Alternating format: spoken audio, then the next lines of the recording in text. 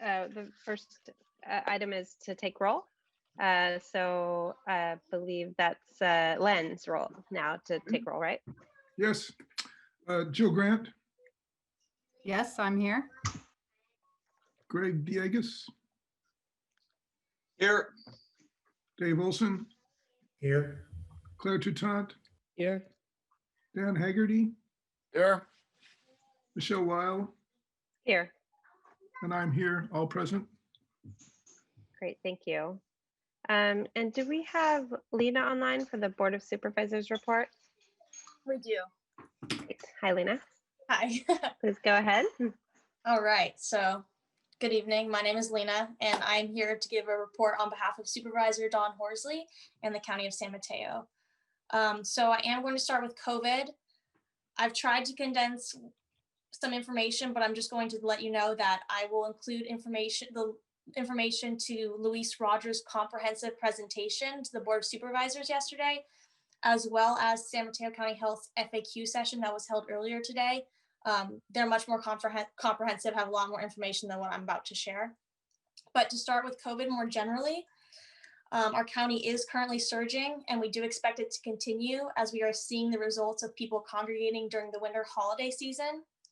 To put this into numbers and perspective, in San Mateo County, 33% of our total cumulative cases have started within the last 30 days. Our case rate is now 52.9 per 100,000 population. And in California, it is 91.7 per 100,000 population. Our COVID positivity rate is now 8.4% overall and 14% with the lowest healthy places index census tract. I will include a link also to the San Mateo County COVID-19 data dashboard for people who are more interested in a deeper breakdown. The governor has extended the regional stay-at-home order, and it will continue until the intensive care unit capacity for our region has reached 15% or above. And I know we've heard this a million times. I know we're almost a year into this pandemic. I know we are all struggling. I know some of us more than others, but please continue to social distance and wear a mask and help each other stay safe. And now onto the vaccine in particular. The vaccine distribution continues under the initial framework created by the federal government and California, in which the federal agreements with CVS and Walgreens vaccinate staff and residents of long-term care facilities. The state of California directly supplies large multi-county healthcare systems, which in our county are Kaiser, Sutter, Seton, and Dignity. And then we, the county, direct vaccines to other smaller providers not covered by the states and immunize those populations that are not reached through healthcare systems. We are still in phase 1A of vaccine distribution. I know this is confusing, but phase 1A has 3 tiers, and we continue to be in tier 1, which includes acute care, psychiatric and correctional hospitals, long-term care facilities with medically vulnerable residents, medical first responders, dialysis centers, and behavioral health facilities. Currently, the first priority population for vaccination at this time locally are healthcare personnel who have the potential for direct or indirect exposure, as well as long-term care facility residents, which totals to about 50,000 people. As of Tuesday, we have vaccinated 16,502 people, which is about 30% of that 50,000 total. This does not include healthcare workers who work in San Mateo County but have been vaccinated and live vaccinated elsewhere or live elsewhere. On Saturday, the county mobilized a pilot drive-through clinic at the event center that targets the priority 1A healthcare workers and in-home caregivers. We will continue with this program running Tuesday to Saturday, aiming to immunize between 1,000 to 2,000 people per day. We have a capacity of up to 2,000, I believe. It's just we not necessarily are having that many people come in. So we're definitely trying to mobilize that and move forward. I will include information in the chat. If you think you fall into that tier 1, phase 1A, I will include a link to where you can get information on when you can get your vaccine. Moving away from COVID, the Coastside Inn Shelter program is currently being run by Samaritan House, and they've successfully moved in about, I think it's 7 residents. If you have any questions, I'm going to leave the contact information for Laura Bent, who is the Chief Operating Officer at Samaritan House. I do want to say that I'm very happy to report that neither the county nor the city of Half Moon Bay have received any complaints since the first clients moved in December on the 22nd. San Mateo County Parks has been working to create a comprehensive prioritization list of the current fuel load reduction projects that are needed in our county. This will be presented at a future Board of Supervisors meeting, and it will help finalize the Fuel Load Reduction Steering Committee's plans moving forward for fuel load reduction and fire safety. The San Mateo County Board of Supervisors voted 5-0 yesterday to allocate funds towards the new mental health clinician pilot program. This program will have licensed mental health clinicians join law enforcement officers in Daly City, San Mateo, Redwood City, and South San Francisco as they respond to individuals in a behavioral health crisis. And the hope is that this will grow and that we can even maybe move this into the sheriff's office. The county and cities expect to have the clinicians embedded in the departments by April. And if you would like more information on the topic, I will include a link to the press release in the chat. That is all I have for today. Thank you for having me, and I'm happy to answer any questions.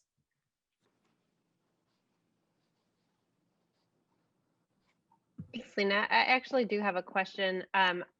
I know, as the governor has stated, that we want to move faster with vaccines, that there has been talk about opening it up to that phase 1B, I believe it is, the second tier, or phase 1A tier 2, I believe it is. I think it's an individual 75 and older. Is that moving forward in San Mateo County at all yet, or are we still waiting to hear on that? That's a great question. I haven't heard on that, so it's definitely not concrete because they would have let that out. But I think as of right now, we're still trying to really focus on that tier 1. And then as soon as we can, we'll mobilize for tier 2 as soon as we're allowed to. Got it. Thank you. Any other questions for Lena? Lena, I have a question. What is our current ICU capacity? I think it's like 2 beds. And so I think that might have been yesterday. It's hovering around there.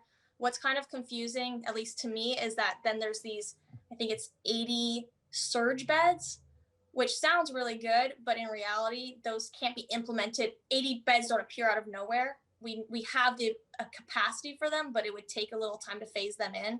So we have the capacity for 80 more, but I think we only have 2 more normal ICU beds currently, or something close to that. And another dozen opening at Sequoia with the funding from the Board of Supervisors, but they're not open yet. Thanks, Dave. Great, thank you. Any other questions? Okay, I know Harvey can't make it today. I don't think we have anyone from Half Moon Bay. We do have Chris Johnson, who's going to speak about the pump track. Chris, do you want to go ahead?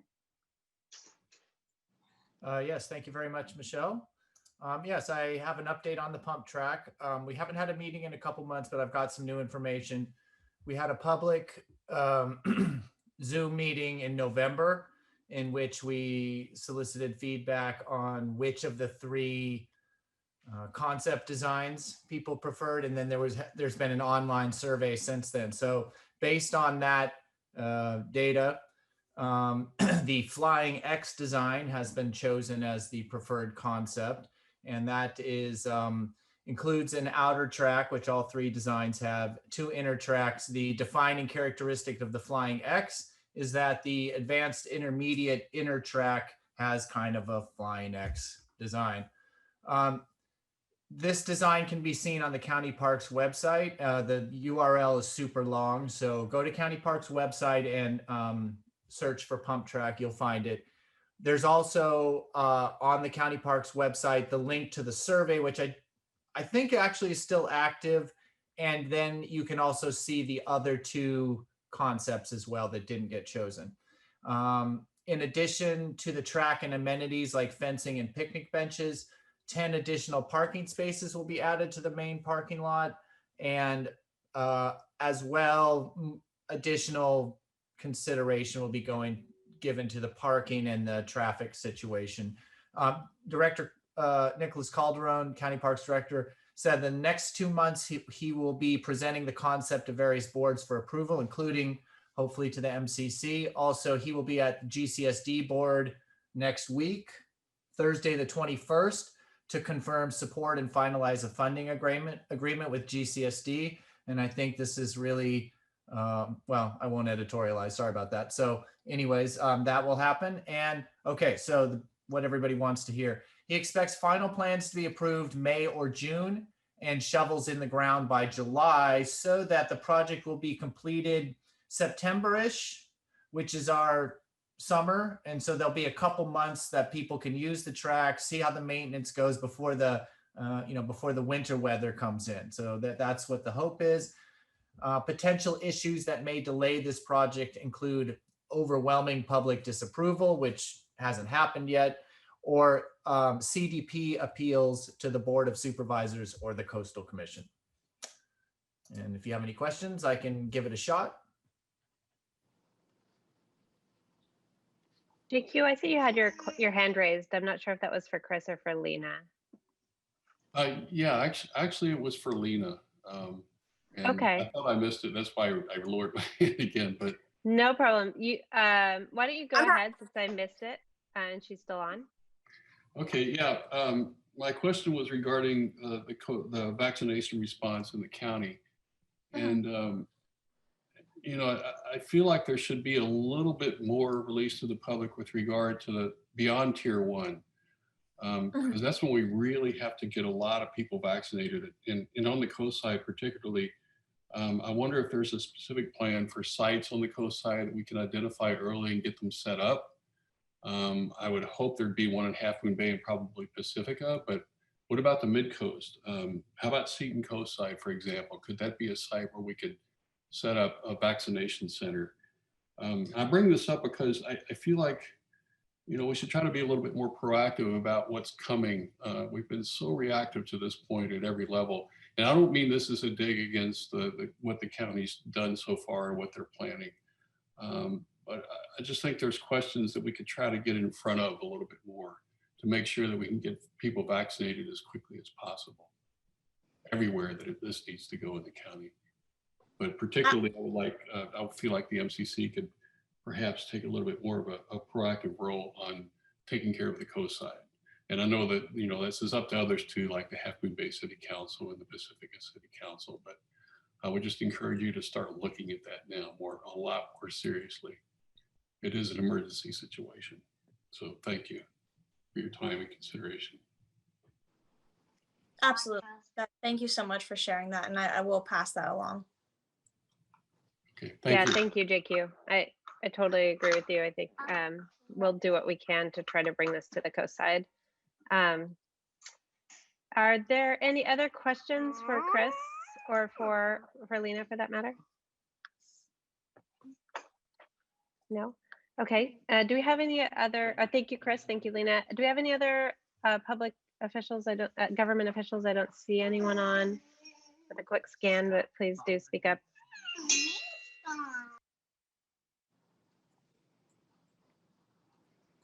Okay, seeing that there is nothing, I'll move on to public comments on items not on tonight's agenda. If anyone has anything that they'd like to speak about, please raise your hand now. I'm sorry, I don't know how to raise my hand. This is my name is Steve. I don't know how to raise my hand, but if I could please make a public comment. Sure, Steve. Yeah, go ahead. And this is just to clarify, it's on something that's not on tonight's agenda. That's correct. Okay, yeah, go as ahead. As far as I know, I didn't look at it carefully. My name is Steve Terry. I live in El Granada, and I just wanted to call and bring to your attention, to the Midcoast Community Council, the lighting at the new fire station. And when I go by there at night, it appears to me that the lighting is way too bright and unnecessarily bright, and that a lot of light shines off that property. And what I would like to do is try to share my screen. I'm not a big Zoom user. Host disabled screen sharing. Can I not show my screen? Is that true? We don't usually have the public sharing documents because we don't have a chance to preview them. I see, fair enough. So I'll just read from what I'm looking at here. And what I'm looking at is a letter of decision for from the County of San Mateo Planning and Building Department for the property in July 2017. And in that statement, or in that a condition in that letter. There was a condition of approval here that, and I'll read from it when I get to it. I lost it.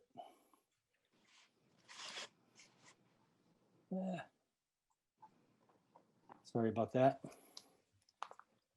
It's on page 6, I know. On page 6 of that letter, I've sent this, I think, to some of you. Some of you may have this. It says all exterior lighting shall be designed and located so as to confine direct rays to the subject property and prevent glare in the surrounding area, and shall be rated dark sky compliant. Manufacturer cut sheets for all proposed exterior lighting shall be reviewed and approved by the planning department during the building permit process to verify compliance with this condition. Installed exterior lighting shall be subject to inspection and approval by the current planning section prior to final building inspection. So that's in the conditions of approval for the 2017 letter that was sent out for this project. And I got in contact with the planner for this project, Summer Burleson, prior to final approval, and it brought this to her attention and she understood it. But unfortunately, she went ahead with final approval after that a few weeks back.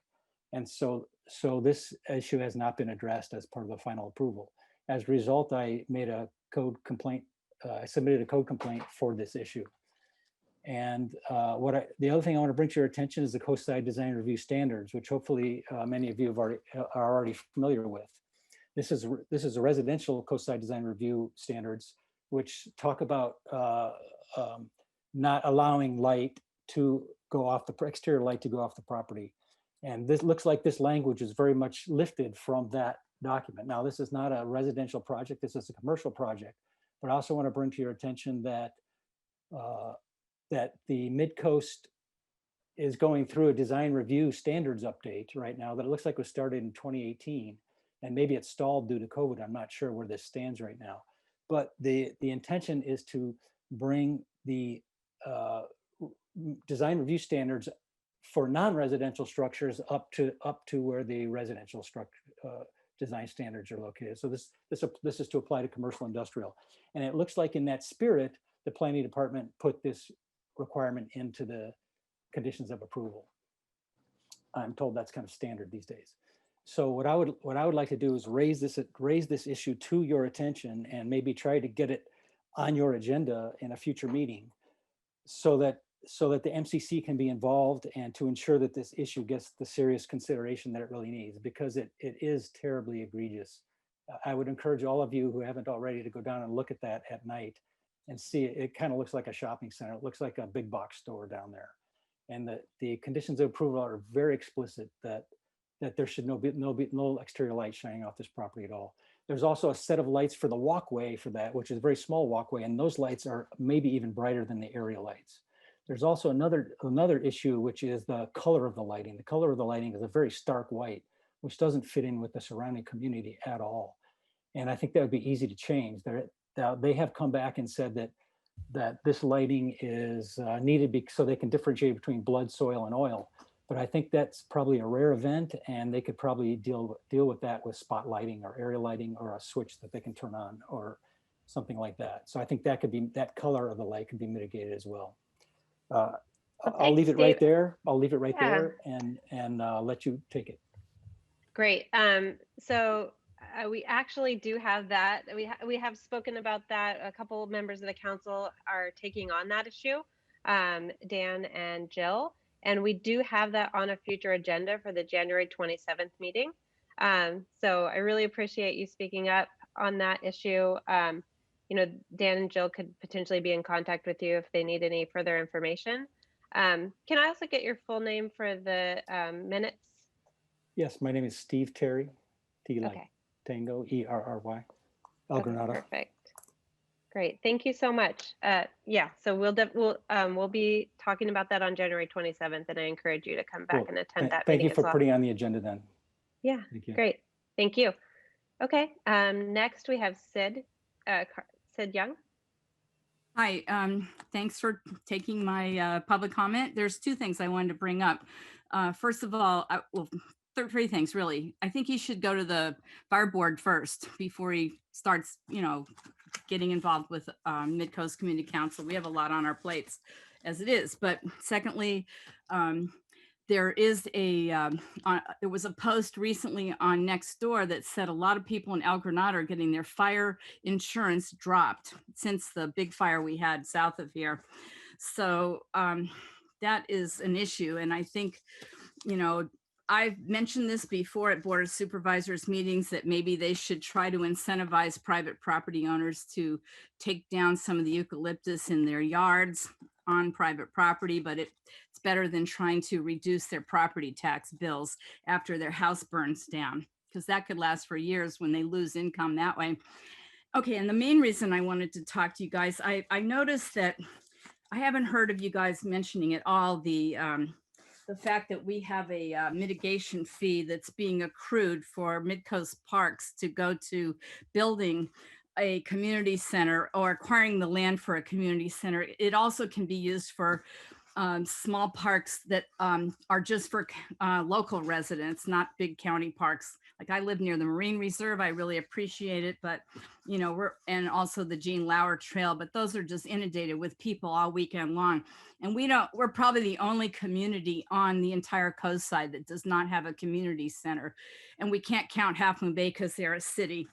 So I'm going to call the county manager and find out how much money is accrued in there. But I looked through one of their, guess they did a budget rollback in September when they realized COVID was lasting longer and they cut back a few things. But I was reading through their new budget, the revised budget, and it looks like they're trying to take trust funds from our Midcoast trust funds and put them into capital improvements for county parks. And I just think, you know, we already don't have any money.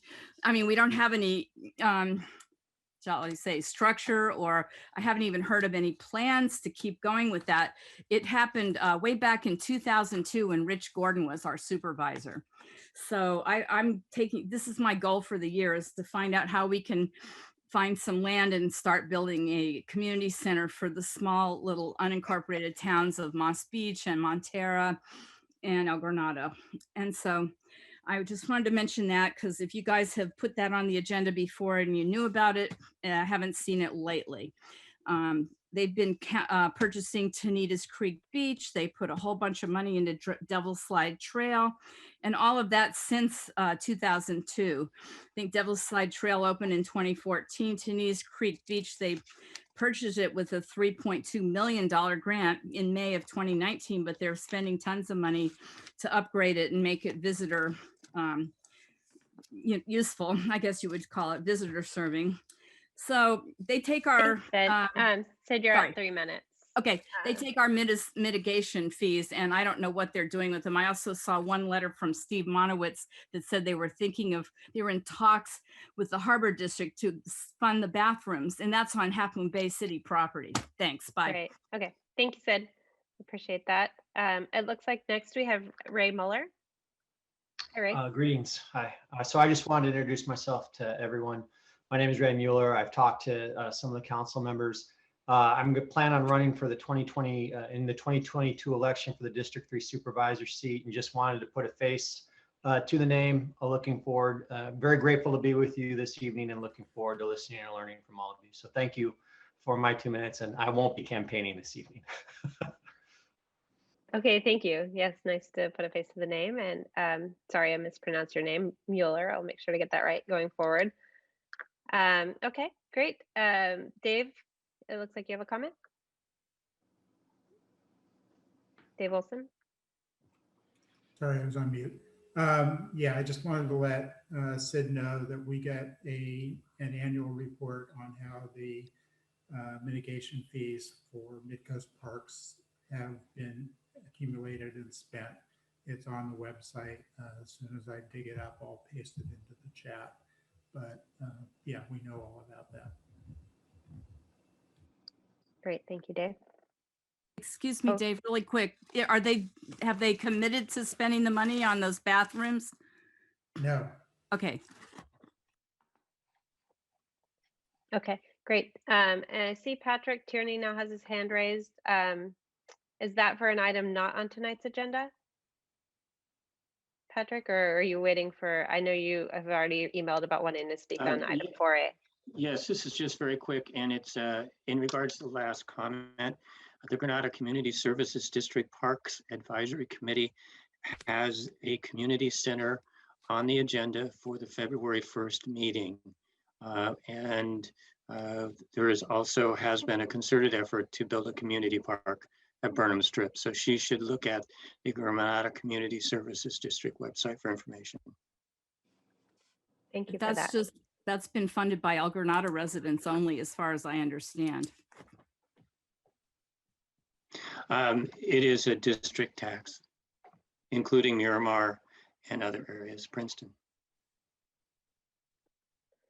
Okay, great. Thank you. Dan Haggerty, I see you have your hand raised. Yeah, I just wanted to ask that maybe we should, on a regular basis, let everyone know how to actually raise your hand. I know that Steve, there's some people are on for the first time. I think it's good practice, regardless, every meeting to kind of just give the instruction. Great, thank you for that. It also is written out at the bottom of our agenda, but the way to do that is to go to the participants list, and then you'll see a button that says raise hand. It used to be blue. I believe it's now yellow, and I'm actually not seeing it. That's no longer true. That's no longer true.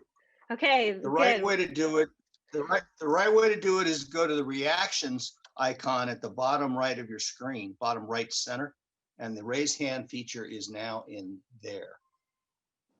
Greg, that depends on which version of Zoom and what. It could be in either place. Oh my God. That's even more complicated. I see what you mean. Okay. Yes, I don't see it in its usual location on my version of Zoom. I do see it under reactions, which is a new place. So yes, sorry about that. For those of you who aren't able to find it, you can always just grab my attention by waving or by speaking up once no one else is, when I call at the end for additional comments. So I will, and thank you, Dan, for the reminder. I'll try to remember to do that at the beginning of each meeting. Let's go with the next person who has their hand raised, which is William Regan. Please go ahead and unmute yourself and then start speaking. Looks like you're still muted. There you go. 3 minutes. Comments about the placement of the bridge on over Medio Creek, or is that later? That's going to be a little bit later when we get to item 4A. So we can come back to you at that time. Thank you. Great. Okay, thank you. Dan, you still have your hand raised. Did you want to speak still, or are you finished? No, I'm finished. Sorry. But I'll take it down. And then it looks like Sid, you have your hand raised again. Or was that from before? Sid Young? Okay. It was a mistake. I unraised it. Sorry. Okay, great. Okay, so I think that's it for items not on the agenda. If anyone else did want to speak in this section, please go ahead, and can't find the hand raise button, please go ahead and start speaking now. I'll give you about 10 seconds.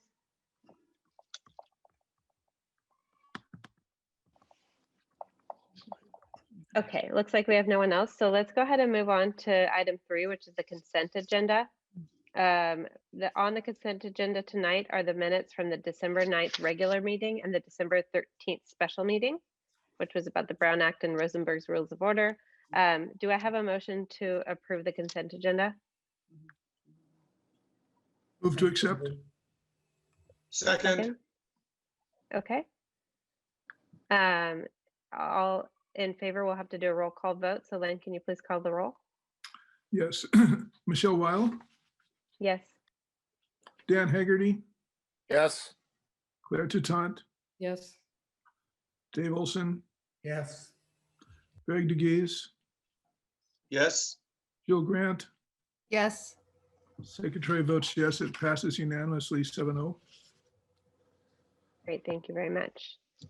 Okay, so the first item on the regular agenda is the Medio Creek Bridge with a focus on the negative declaration that the county has put together, and we have 30 days to respond with that comment period closing very soon.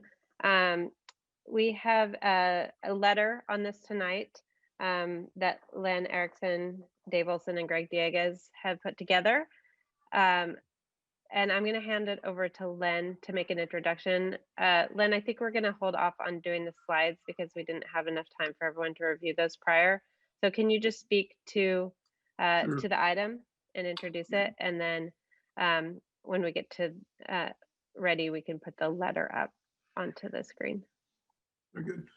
Okay, we have a 3-page letter on the neg deck.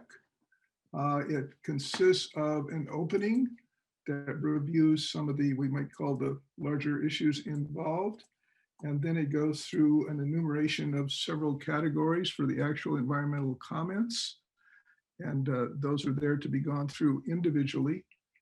So that's what the review will consist of. I'll just hit some high points in the introduction. We noted at the start that the neg deck itself calls out the fact that Murata Road is an adjacent area that is in need of improvement and speaks to potentially a consideration to address that as soon as 2021, 2022 year. But we believe that basically implies that while the bridge should move ahead as a separate project in any longer term sense, and that's almost right away, they should really try to give consideration to Murata Road as well. Okay. The second part is to have a framework that would be done, let's say, within the next 20 years to understand what that overall plan is as far as the roads, the beach in the Miramar area. We recognize strong support from the Miramar community, especially for the road and all of its phases, both serving for transportation, for recreation, for visitors, and the community itself as a valuable resource. We have concerns about how well they've described the impacts from an environmental perspective, and that's what we'll go through next. What I propose to do there is to share my screen. Dave, am I able to do that?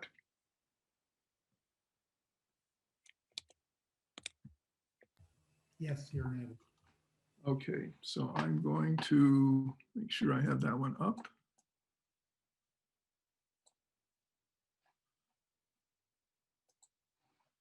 And I'm going to share that screen. Let's see here, okay.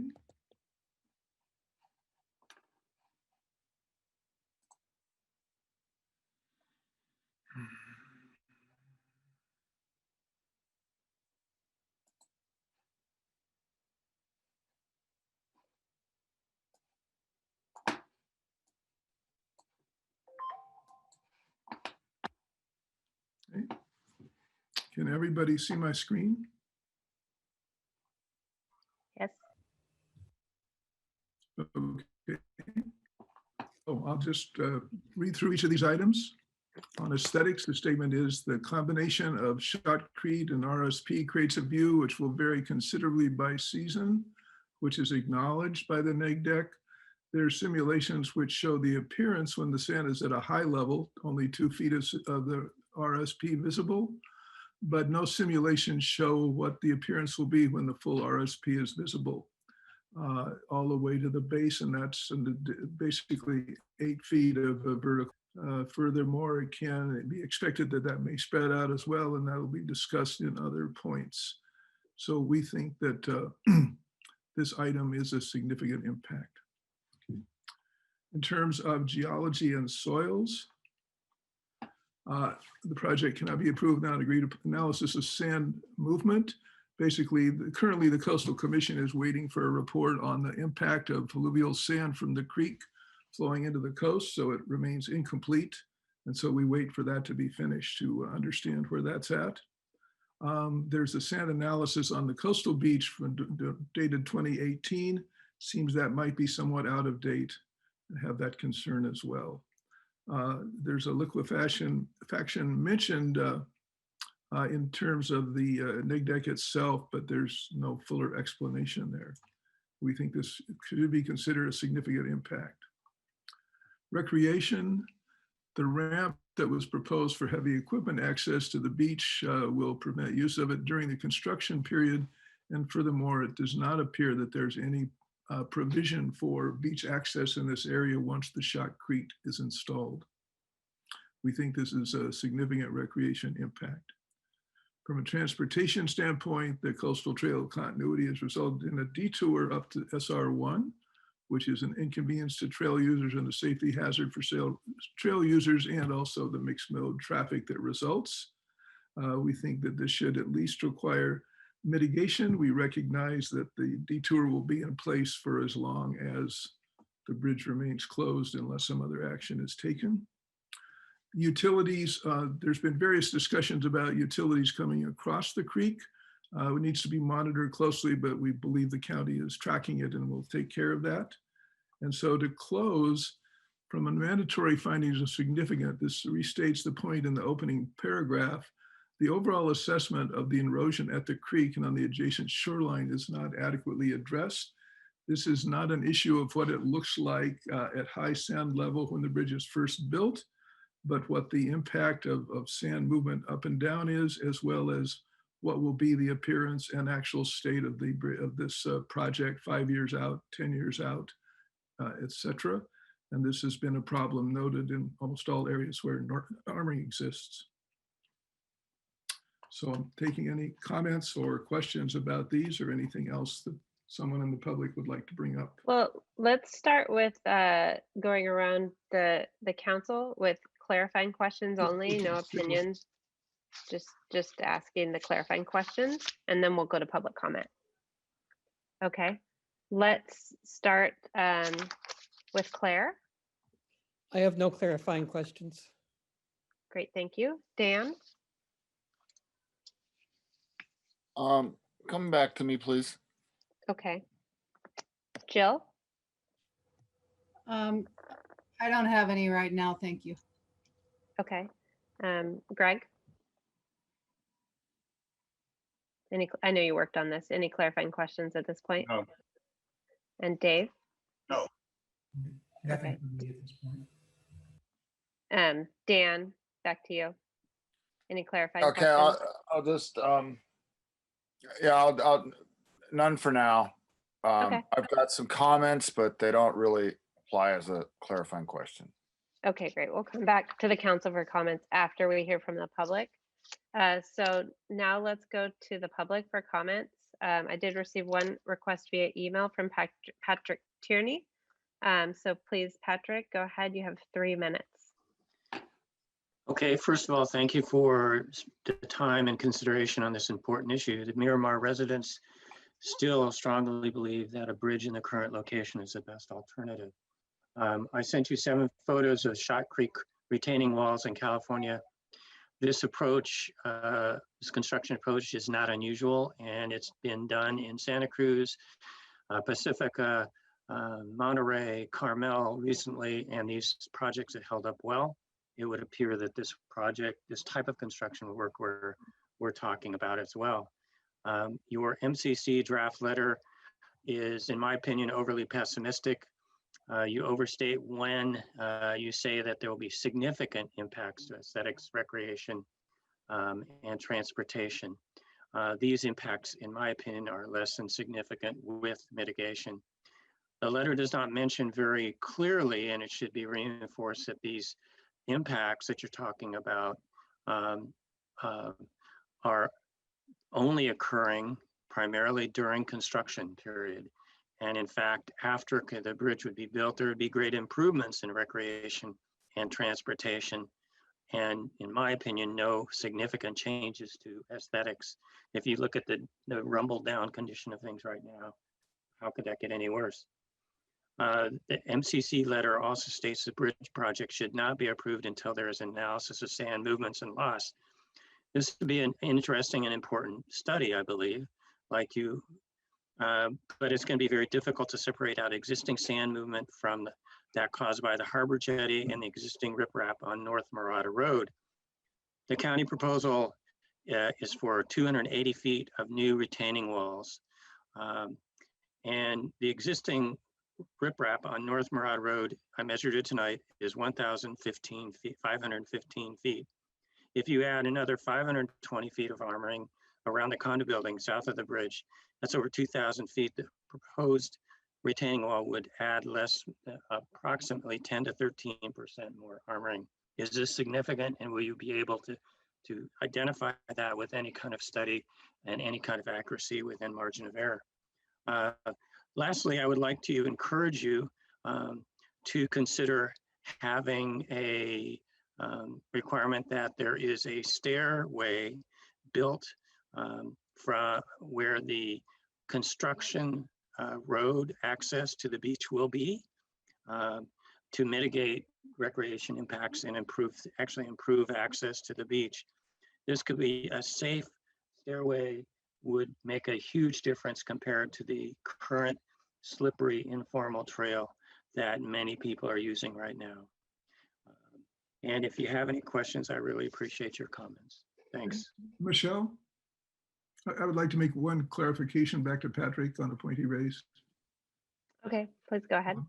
Patrick, with respect to the sand, the fluvial sands, this refers most specifically to a report due from the county to the Coastal Commission that the commission needs to close the file on this and begin consideration, and it has not yet been sent.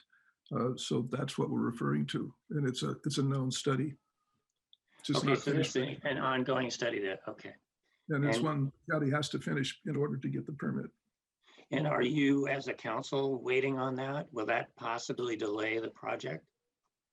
No, well, the Coastal Commission is waiting on it, and it won't move ahead till it gets the report from the county. But I mean, for your negative declaration. No, let me just clarify. The negative declaration is a document reviewed by multiple agencies, including our own, to consider all the factors with respect to concerns to make sure they're clarified and identified. This does not represent an action by the council to make further statement on support or lack of support for this as a project or anything like that. That would be done at a separate and later discussion. This is merely to do a full job of addressing the points raised in the neg deck. And so with respect to the sand problem you've identified, the concern is the report hasn't been finished by the county for us or the commission to observe. Yes, thank you. Can you modify your draft letter to include a stairway for safe beach access in Medio Creek? So I'll make note of that, and when it comes back to the council for discussion, it'll be considered. Thank you. Great, thank you. Next, let's go to William Regan. Please unmute yourself and go ahead and speak, and you have 3 minutes.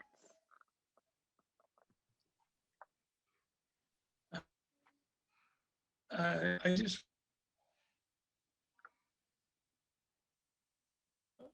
at Casamira over 25 years, right at Murata Road and the bridge. My wife and I really enjoy the coastal trail and seeing all the people on it and talking to them. And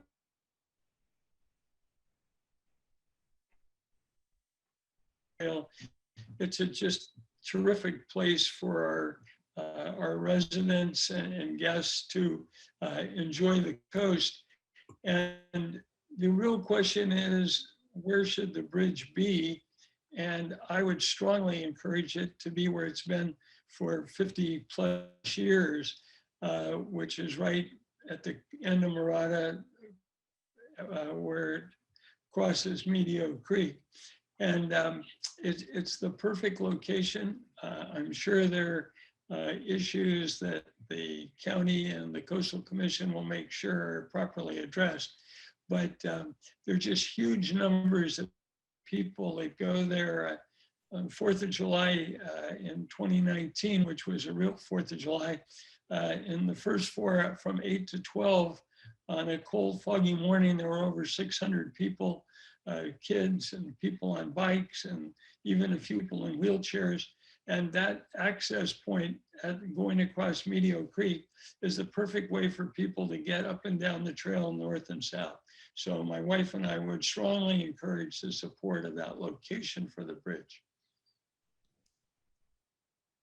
Great, thank you so much.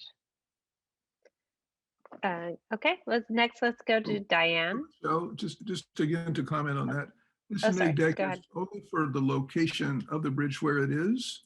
And within that, it really does not deal with the other locations. Thanks for that clarification. Diane, please unmute yourself and go ahead. You have 3 minutes. Okay, yes, this is my first time to be attending any of these meetings, and I'm really not well prepared or anything, but I think I am the oldest person that's lived in this area. I moved there in 1979, but right where you would want to put the bridge, if you didn't put it where it is now, that would greatly reduce the wonderful nature area that I'm living on. If you put a bridge there and a well-traveled road, it would reduce the value of my property. It would reduce the quality of my life. It would be terrible. Also, the bridge down there, I mean, I've lived here for more than 45 years, and it has not, I mean, the erosion in the 45 years has been relatively insignificant. And I don't think that is a major reason why we should not put the bridge there. The most reasonable, logical place to put the bridge is right where it is. I think you're overly pessimistic in the your evaluation of erosion and that kind of thing, and the inconveniences that are going to take place during the construction period is like, so what? I mean, whenever you do construction, there are inconveniences, but it would make so much sense if people love to walk along the beach there. And you know, the stairway, my son actually built a stairway by himself for his Eagle Scout project, and it lasted for several years. So I think and that was just him doing it by himself. So I think a stairway would be a great thing to have there. And I think it makes the most sense to put the bridge, to leave the bridge where it is and simply, you know, take into account the ways to avoid erosion and that kind of thing. So that's my vote. Okay, Diane, thank you so much. Next, we have Karen. Karen, can you go ahead and unmute yourself? And you have 3 minutes. Hi, can you hear me? Oh, yeah. Yeah. You want to state your name? Yeah, it's For Ethan on Alameda Avenue. First, I think I understand Len's comment that this is a negative declaration stage. I think the reason you're hearing, however, comments about the location is that the community is concerned that the proposed letter is a bit of a stalking horse, or can be, that really seeks to torpedo the current location, notwithstanding the fact that the actual location, I guess, according to Len, will yet be further discussed in the future. So we're concerned that some of the comments in the draft letter, and which I would echo as overly pessimistic, are just that, and are unfortunately geared toward an agenda to not have the bridge in its current location. On the specifics, on the merits, one of the comments is that there's not been sufficient sand travel and erosion study. We've all had months, if not years, to do this. I haven't heard of any other engineered studies by the MCC or anyone else that takes issue specifically from an engineering perspective on what the county has proposed. When Dave Olson and I had a discussion a few months ago, his comment to me was that his only support for his concerns about erosion and sand travel were having sat on the beach and watched the wave action. And that's really, you know, if we're gonna make comments, and we, the Midcoast Community Council, represents all of us. If we're gonna make comments of that sort, they really ought to be supported from a scientific perspective and not simply opinion. So those are my main comments. I would suggest the draft objections don't really represent where we want to go, and where we want to go is to have the bridge in its current location. The aesthetics and whatnot, those are pretty minor points, and I would suggest that they really don't rise to the level of a significant impact. So I would request that the proposed letter be revised to take into consideration the true intent of the immediate Miramar community and the Midcoast as a whole. Thanks very much. Great, thank you, Ethan. It looks like next we have Michelle and Alec Hogg. Thanks, Michelle.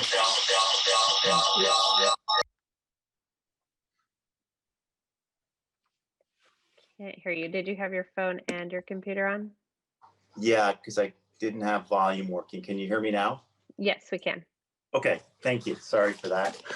Haven't been on Zoom in a little while. We have a longstanding record of opposing the current position of MCC on location. But Len, thanks for the clarification that today's meeting isn't about purely the location. It's really about the negative declaration comments and the letter that's proposed and drafted.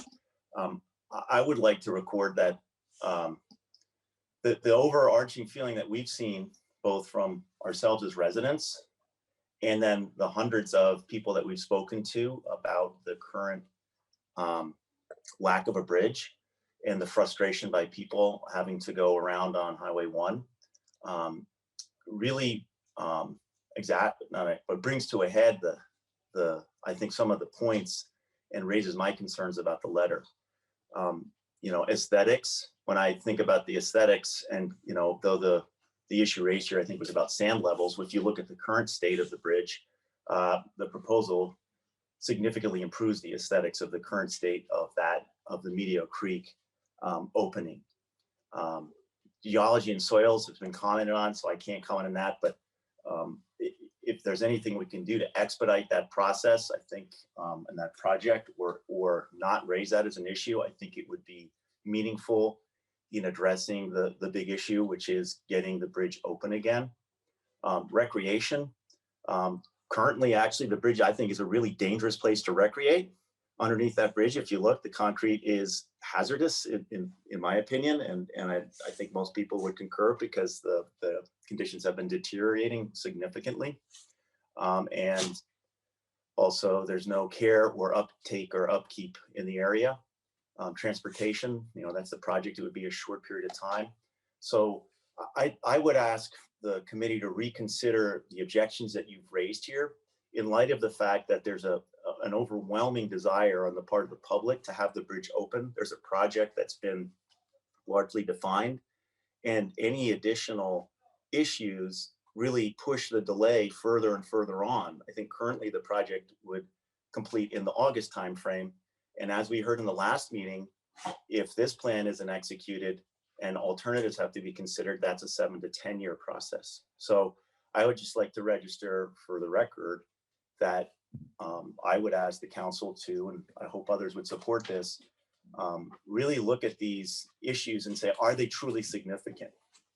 Because the significance is really a decision around, do we want a bridge and do we want to give the public access to the beach in a 8-month time frame or 6-month time frame, or sorry, 7-month time frame, or do we want to wait multiple years for a project that seems pretty well thought out? And that's my statement. Michelle, one more clarifying comment there.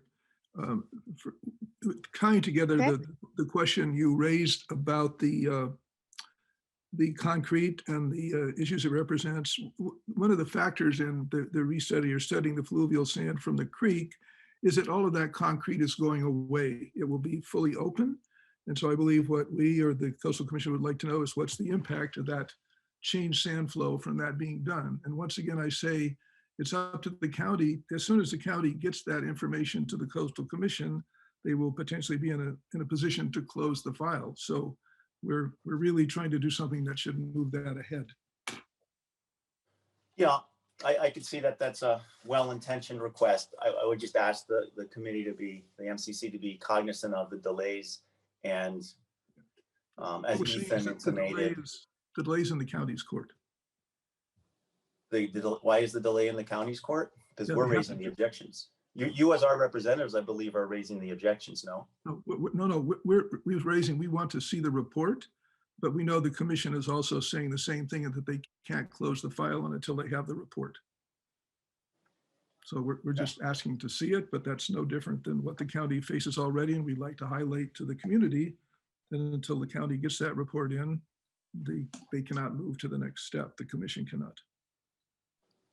Okay, thank you. Thank you, Ray. Your 3 minutes is up. Let's go on to, sorry, let's see, Alec. Let's go on to the next person who has their hand raised, which is Jennifer Thomas. Jennifer, you're still on mute. Go ahead and unmute yourself and you have 3 minutes.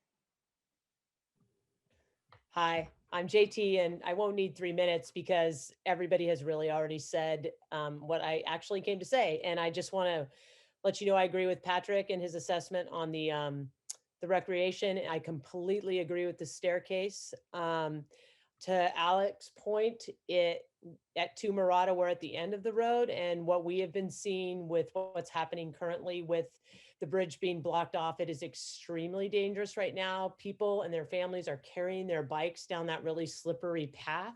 And I know, that's neither here nor there, but it's hard watching that all the time, seeing people and families like run across the closed off bridge to get across, the younger teenager kids. And so it's just, there is a dangerous component. So I agree with what everyone said about trying to do this as quickly as possible, because it's hard watching.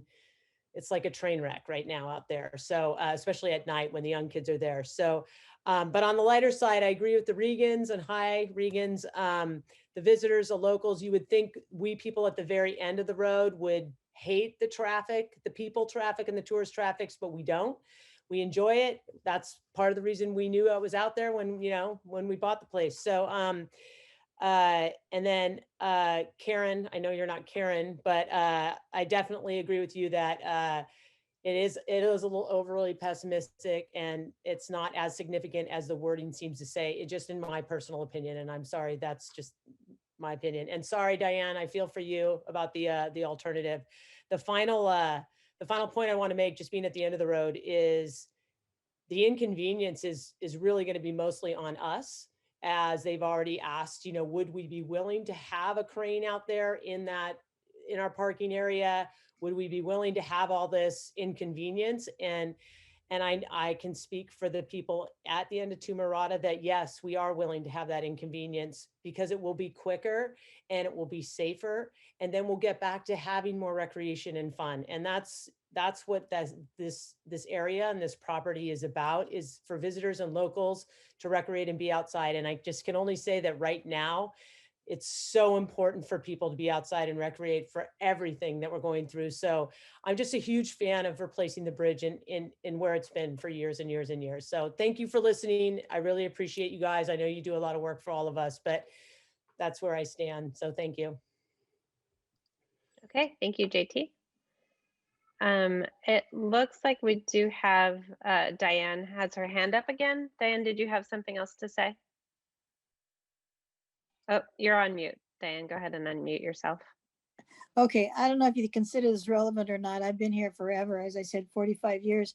There was a very nice bridge, and then there was significant erosion, and it was replaced by the current bridge. And I remember seeing that bridge, and I'm like, this is like somebody's brother-in-law was given the project or something, because the bridge that replaced the original bridge was so poorly done.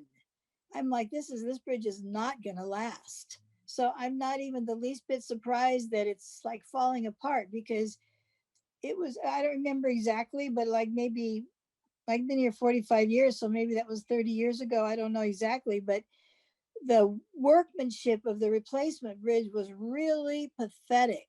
So the fact that it's falling apart is not a sign of what a good bridge could be at all. I knew it wasn't going to last because it was so poorly done. That's all I wanted to say.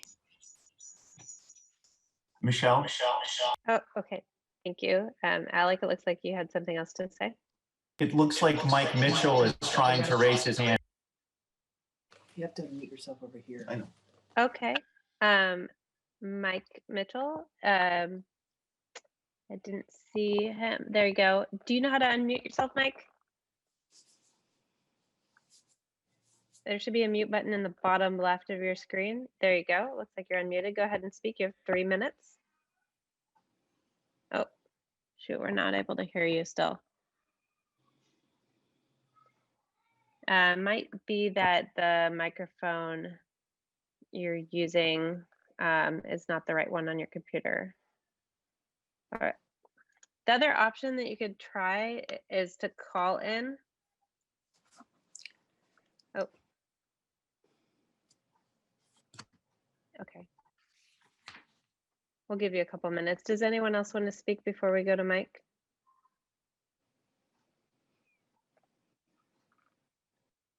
Okay, we'll give him another minute just to get connected on his phone, and then Dave, do you know the code to unmute yourself on the phone? It's *6. *6 when you get online there. And for anybody who is on the phone, we didn't have any so far, it's *9 to raise your hand when you're on a true phone as opposed to Zoom on your phone.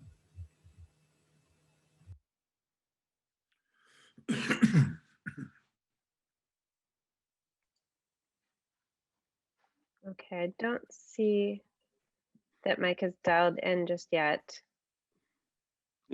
Michelle, I'm his next door neighbor. I'll walk over with my laptop if you give me a few minutes. Okay, let's go ahead and go to, we'll go around to the council, and then as soon as Mike's ready, just notify us and we'll let you speak. Okay, so let's go around to different members of the council. I'd like to start with Claire. This is for comments and opinions on the letter.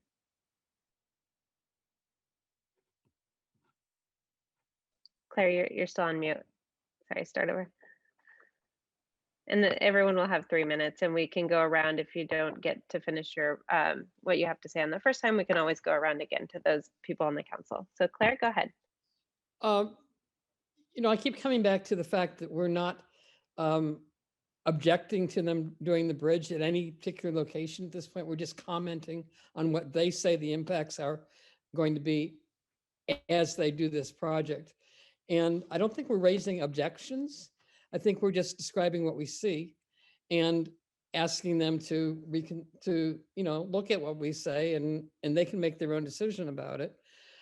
So it's not like we're, at least not consciously, saying this is a good idea or a bad idea. We're just noticing what outcomes might happen from doing the project. I basically support the letter. I think what it says is reasonable in terms of possible effects, possible impacts. I wish the letter were shorter. I think people are more likely to read it when it's shorter. But I do like the fact that it has a little summary statement at the end, which I think is a good touch. That's all I have to say right now. Okay, thank you, Claire. Let's go next to Jill Grant. Jill, go ahead and unmute yourself, and you can talk for up to 3 minutes on the letter. Thank you, Michelle. Can you hear me? Yes? Yes. Okay. Sorry. Here I am. So I'm very familiar with this area, and I agree with much of the letter, but with the aesthetics portion, I don't think it's a significant impact to have the Shot Creek walls.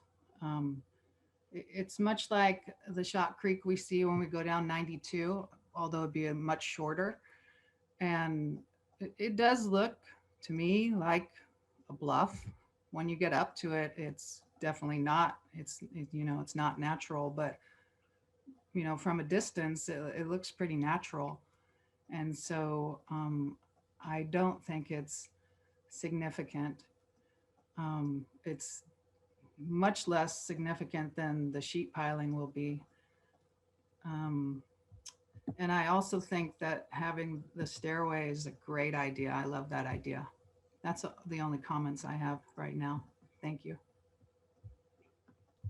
Great, thank you, Jill. Let's go next to Dan.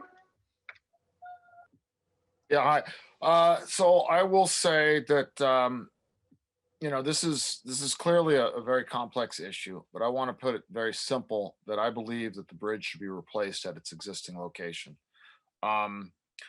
And also simply the problem is sand movement and lack of sand. There's a lot of different reasons why the sand's moving around and not staying. And we need to look at all that. closely. And you know, I recently found some research doing some little just cursory research on erosion, coastal erosion, and I came across these. They're called sand saver units, and they line up, and they eventually over time the waves go through them, and it holds the sand, builds up the sand on the beach. Now, at this creek here, the bridge, it may or may not be the best location for an experimental trial of use of these units. But I do think that it sounds promising, and they should be at least somewhere here locally used as an experimental basis, and you know, to see how they perform here with our waters and our. But I think, you know, the causes, sand mining up in this SF Bay, there's all kinds of different reasons why you know, the erosion is happening. We should look at all that. And by the way, if anybody's interested, you know, the more information on the sand saver units, it's at sandsaver.com. I've talked to the people up in Ohio, Made in USA. They've promised, had some positive results at different trial locations they use around the world. Yeah, I actually question whether we should comment at all on the neg deck. That's all I have for now. Okay, thank you, Dan. Let's next go to Greg. Because I'm a junior member here, could I be last and wait for the more informed people to speak? Meaning Sure, Lynn of and course. Dave. Yeah, sounds good. Let's go to Dave then next. Yeah, a couple things. On the aesthetics, it's not the shotcrete wall that we're mostly concerned about. It's the riprap, aka RSP. The simulations very carefully don't bother to show the large amount of riprap that this project entails. You have to go back and look at the engineering drawings in some care to see that the riprap stands at least 10 feet, probably closer to 12 feet tall. And given the normal slope on it, will probably extend out 12 to 15 feet into the creek channel from both sides. No. That's the aesthetics issue there. On one of the points raised earlier, even though it's not part of the neg deck, Coastal Commission staff has very recently, over the last 9 months, come down very solidly on the fact that even though there's existing riprap or other armoring nearby, that is no justification for repairing or adding new armoring. And that was partly driven by the case at Tumarata and the Casamura condo case, which came up in October of 2019 and is still under suit by the Casamura Homeowners Association. So the other problem with armoring is that every time armoring goes in, every time it's extended, you move that wave energy somewhere. You can't completely dissipate wave energy with any form of armoring that we've discovered so far. Except sand. Even sand does not completely dissipate it. It may reduce the initial impact. So that energy is going to go somewhere, and that's a real concern. I was one of the authors of the letter. Obviously, I don't have any real concerns with the letter, but I definitely have concerns about the quality of this neg deck. I don't believe the project is valid for a neg deck in the first place. And that is part of the reason why those comments say we believe there's significant impact. You can't do a neg deck if there's significant impact. If there's significant impact and you can mitigate it, then you may still be able to do a neg deck, but the mitigations are simply not present in this document. Thanks. Great, thank you, Dave. It looks like now is that Mike at Patrick's computer. Do you want to go ahead and take your 3 minutes? Yes, please. Oh, we have it looks like you have two microphones on. Go ahead and mute the phone. Okay, is that better? Yes, we can hear you now. You have 3 minutes. Go ahead. Awesome. Obviously, I live next to Pat, so I wanted to say that I really agree with what Pat, and I live right in between Pat and Alex, and Pat's points about keeping the project moving forward in a timely fashion, and Alex's comments about the effect that the current bridge absence has made to our lives and to the people that use this bridge every time they want to come to the coast. The effect of doing this as soon as possible is really important.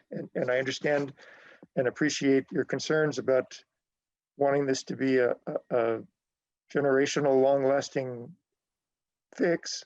But I remember when Neil Cullen, the Public Works Director, put this bridge in, the bridge that is currently closed. And I mean, just as we all have lives, these things have lives. And I appreciate you're wanting to find a long-lasting solution, but getting this in a timely fashion is going to be the safest and best solution for our use. A solution for a longer term thing can be in the works for 20 years from now when this one has issues, or 25 years from now. But to postpone it for 5 years or 7 years or even a few years, it's really created an issue for the few months that it's been shut down. And time is of the essence for the lives of the people that are here now. That's all I had to say. Okay, great. Thank you. And thank you for going to your neighbor's house and wearing a mask and making it happen so that you could speak. It looks like Jill, you have your hand raised. We normally would finish going around to Len and myself before we go back to you. Do you have a response to Mike's comment, or do you want to, or do you have just more to say? I have a question or comment to Dave's response, but I can wait. Yeah, let's keep going around and we'll come back to you. So could you go to Dan right. next, please? I'd like to speak after Dan. Oh, well, Dan already spoke, so it's Len, you and Greg are the ones who haven't spoken, and Greg asked to speak after you. So can you go ahead? Sure. I think that 2 points I want to clarify with respect to this effort. One was perhaps we should not comment on the neg deck. Basically, this project will have to go through what's called a CEQA analysis. And for the project, that CEQA analysis will not be the neg deck the county does. It will be a process that the Coastal Commission does. The county is doing this just as a point of information. And I feel it's important for us to bring out all the concerns that will come up to the county when it comes forward. So in trying to put forward an issue we think is a concern, it's not to say that we think it can't be addressed, just that the county has not addressed it yet. So with respect to the riprap and the Shot Creek that Dave was speaking to, basically what they proposed is a combination of a Shot Creek wall with riprap below it. And we've been working hard just to find a place where there's an example of that, just to understand what its life history is. Shot Creek projects sometimes last a long, long time. You can go down to the Monterey golf course and see it where it's well attended to and still takes a lot of effort. More recently, the city of Pacifica to our north put in a Shot Creek wall that had an early failure. What we don't want to see is an early failure that the RSP basically doesn't stay in place. And that just asks the county to think about that. So these are not things that are brought up as a way to say, therefore, you should not go ahead with a project. It's things to say to the county, you should address these points. Okay, great, thank you. Let's then go to Greg. I don't think 3 minutes is enough for me to share everything I'm thinking about this, but let me hit some highlights. I think we have to face the fact that sea level rise is coming. But at the same time, it's clear that replacing the bridge in its current location benefits the community the most and reduces risks the fastest. I think it is totally unclear what the medium and long-term effects of the replacement proposed are going to be, especially because it doesn't include, and it should, in my opinion, the armoring further up Murata Road.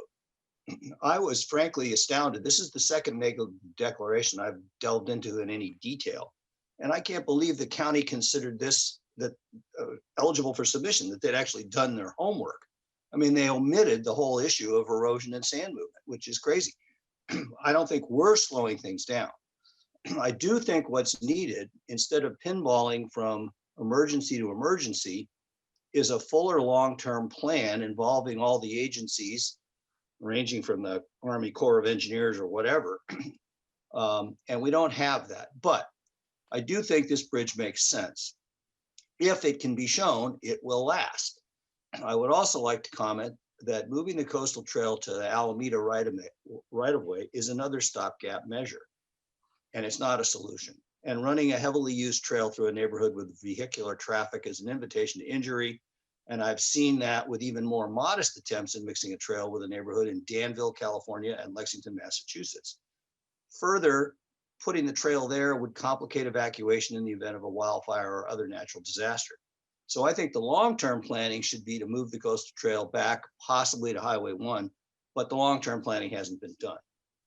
So as far as the comments received tonight, I think I've mentioned that I don't think we're slowing it down. We're waiting for the county to do its homework. I think a larger stretch of the shore has to be included in this analysis. I think the comment about the stairs does make sense. And I think regarding aesthetics, that comment is in there because of the potential for having a large exposed stretch of riprap. I do agree the comment that was made that it would probably be better than what we have right now. So I don't know how we incorporate that into the letter. Maybe reduce the severity of our objection on the aesthetics. Thanks for your time. Thank you. Okay, it looks like Dave has his hand up. Did you want to respond?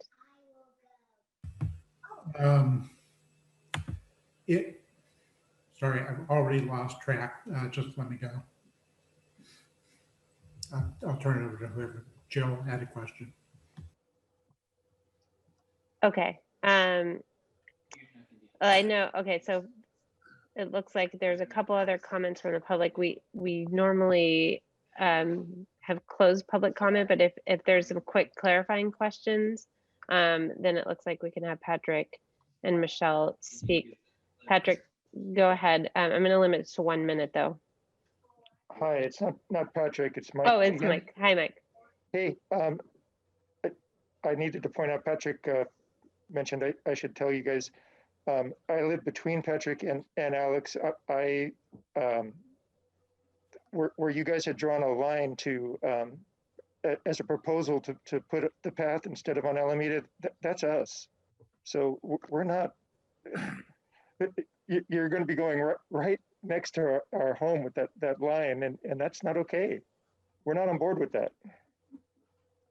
So, I mean, okay. Your option for not going on Alameda, where you had a slide, that open land that you thought you could have, that's our home. That's part of our home. We're not. That's not okay to think that that's going to be available to you for a trail. Okay, appreciate that comment. Michelle Dragoni, did you want to say something quickly? I just have, let me give you 1 minute. Go ahead and unmute yourself. All right. Okay. Go ahead. Just Greg alluded to it. So there is a county parking lot right at the end of the cul-de-sac by the bridge, right? So the people come from Highway 1, right where the barn is, and they come down that road and they park and they walk. And sometimes it's locals and sometimes it's not people from here, but I mean, I think we need to do this bridge. It's already so far down the way. It's the right thing to do. But thinking about, 40 years from now, you actually have a road right there that goes from Highway 1 to a county parking lot. And if you were to take the, create an extension of what we already have there from the barn to the road that we now, go west on, that's just another alternative, just for the record. It doesn't go through a neighborhood that's not already being through. That's Okay. Sounds like Len had questioned whether that was a county parking lot. I'm not sure of that, but appreciate your I'm not really sure comment. what she's talking about, so. Okay. Okay, let's, so we've gone around the council once. I think Jill wanted to speak again. Jill, did you still have something that you wanted to say? Yes, I want to ask Dave for clarification because I know he knows a lot more than I do. So Dave, can you tell me if the county's neg deck doesn't have a significant impact, then they send it on to the California Coastal Commission and they could not require an EIR. They could just adopt it. Is that true or no? Let me speak to that. This Coastal Commission will do their own, what's called the CEQA process. It's not a neg deck. It's what they do to review this. And it has a standing of an environmental review. And they will do that regardless of what the county does with this neg deck. The reason the neg deck is being done is to meet the county's own standards for granting a permit to DPW to do the work. You either have to have an EIR of some kind or a neg deck saying you don't need an EIR in order to get a permit to do a project, even if you're the county on county land. That's what the neg deck is for. I understand that. I just wondered if the California Coastal Commission had to do a CEQA document. They do, just because of the location? Because of the rules of the Coastal Act, yes. And this is under their jurisdiction, I think. It is under their jurisdiction because it's west of the first through road. And there's an emergency permit of some sort that's in their name? There was some clarification. Earlier permits were emergency permits. This one is not an emergency permit. Okay. Okay, does that answer your question, Jill? Yes. Great. Okay, so. I did remember what I wanted to say. It's pretty brief. Go ahead. So council received quite a few letters from residents in Miramar today and yesterday, mostly speaking, as you've heard the residents speaking tonight. They were very few of them addressed the neg deck itself. Most of them were on the bridge location and urgency of replacing the bridge. But I did want to make sure that was in the record. For the future, if anybody wants their comments to be in the minutes of the meeting, they either need to speak at the meeting or they need to send us a less than 300-word statement with a note that they want it to be read at the meeting. The other letters were useful. Pictures from Pat Turney were useful, but they will not be part of the record. I just want to make that clear. Thanks. Bye. Great, thank you, Dave. And there are instructions on that on each week's agenda, each meeting's agenda. So go ahead and follow that for future meetings. This will come up. We do have this potentially on a future meeting agenda in February. So we'll talk about that when we get to future agendas. But for right now, I wanted to go ahead. I know when we went around the council, Jill had a proposed change that she would like to make and not agreeing with the fact that, or the statement that the aesthetics would be a significant impact. Jill, if you did want to make a motion to amend the letter. Have we made a motion to accept the letter yet? Sorry, you're right. Do I have a motion to approve the letter from anyone on the council? So moved. So move. Okay, it looks like Claire, and then was that Greg? Would you like to second? Yeah. Okay, so we have a motion on the table. So what I was saying is that Jill, if you did want to make a motion to amend the letter to change that section on aesthetics, you could do that at this time. Can I make a motion to amend P recreation and add a pedestrian staircase? You can Can make a we- motion to do whatever you want. Could we have a little So- more discussion? Do we have to like lock into this parliamentary process? Can we continue? We already went around, excuse me. We already went Discussion's around. closed? I didn't, And Dan, we're not cutting off discussion. We're just taking Yeah. amendments, proposed amendments to the letter, and then there'll continue to be discussion. yeah, we'll continue to discuss. So Jill, go ahead and make your motion. You would like to, go ahead, you say what you wanted to change. Oh, sorry, Jill, you're on mute. Sorry about that. I make a motion that we amend section P recreation and add a pedestrian staircase. Or recommend the addition of a pedestrian staircase to the beach.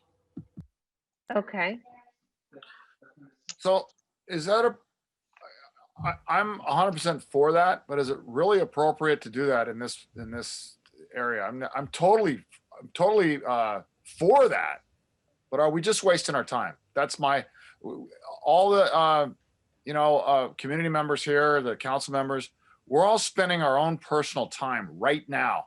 So I think that if we have a better discussion first, it's more efficient by putting the and cart. we're before the horse. gonna talk about this. Okay, so Jill would like to make a motion. Is there a second? I don't know if I should second it or not because I don't have enough information. Well, then we'll discuss it after if someone's in. Does anyone want to I second? think we need a precise wording, so I put something into chat as a draft. Are you seconding what Jill wants to do?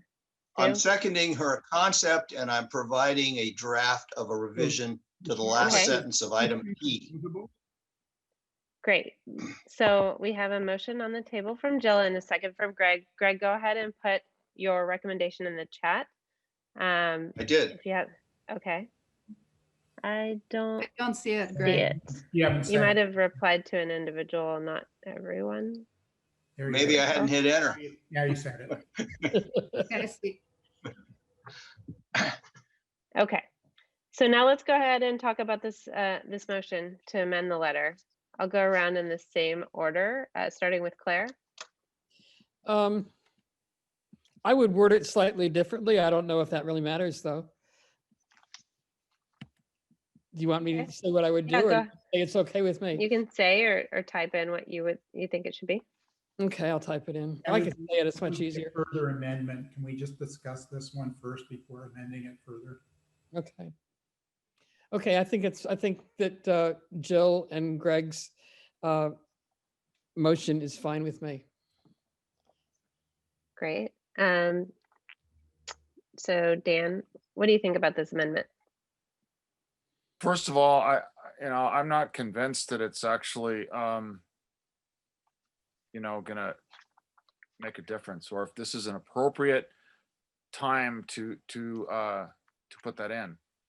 Okay, that's I'm fair. actually questioning whether or not we should even,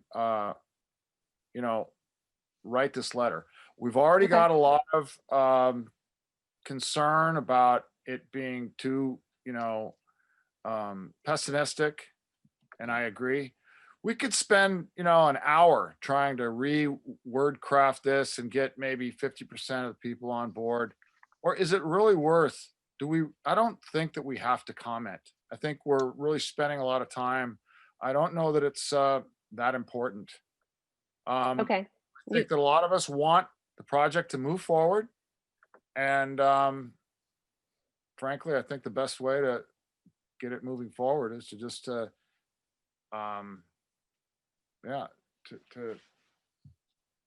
Okay, I hear you. I know what you want to do, Dan.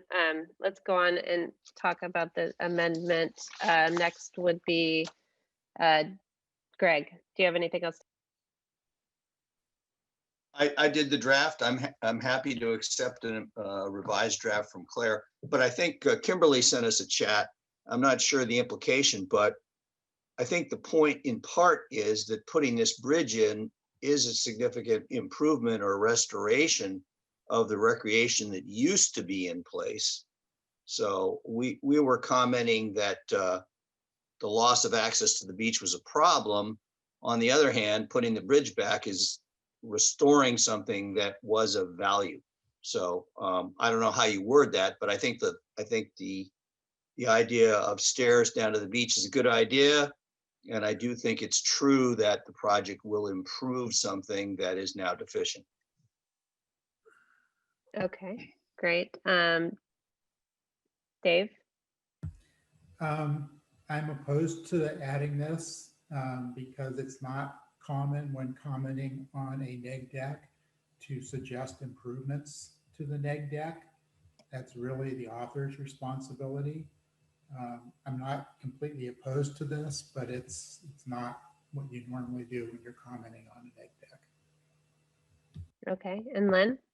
I'm supportive of the amendment because I think it conveys what we're interested in doing, and this is a communication vehicle, not a rewrite of the neg deck. Okay, and I'll weigh in on this. I also support this amendment. Just wording wise though, I don't, unless the project adds a pedestrian bridge, it wouldn't be a bridge, it would be a staircase, right? So I would suggest it with that small Right, change. You're correct.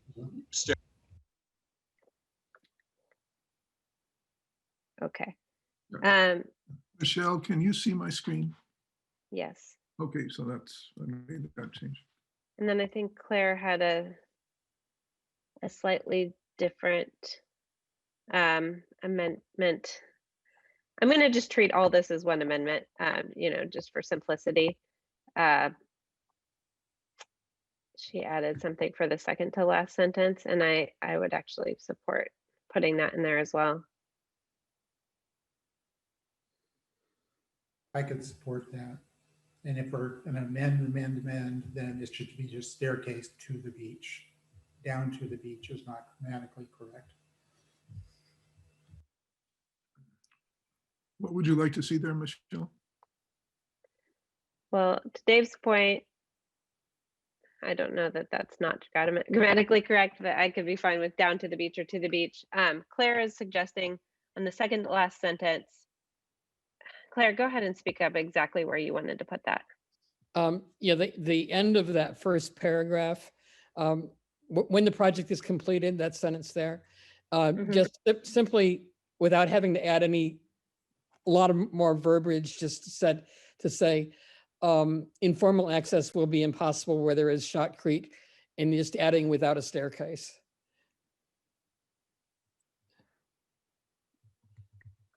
Staircase to the beach, to be clear.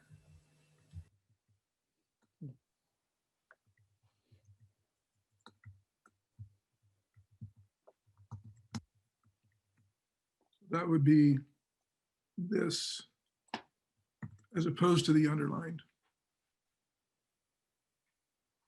I think both of it. Oh, you're saying. Yeah, I prefer okay. Version. I'm on board with that. Jill is the original author of this amendment. Does that work for you? If we remove the underlined portion and just have the bolded portion? Yes. Okay.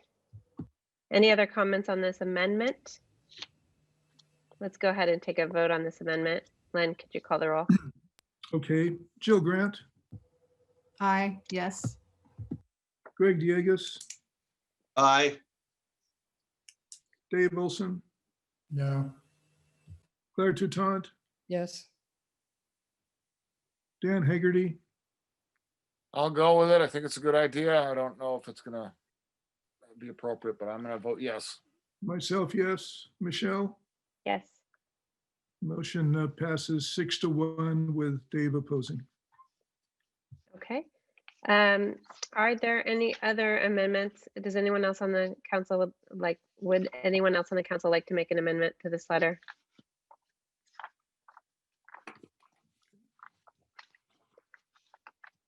Okay. Does anyone else have any other comments on this letter before we move to a vote? Anyone on the council? No? Okay, let's go ahead and have a vote. So the motion is on the table to approve this letter as amended. Len, could you call the roll? Okay. I'll go first and vote yes. Dan Hagerty,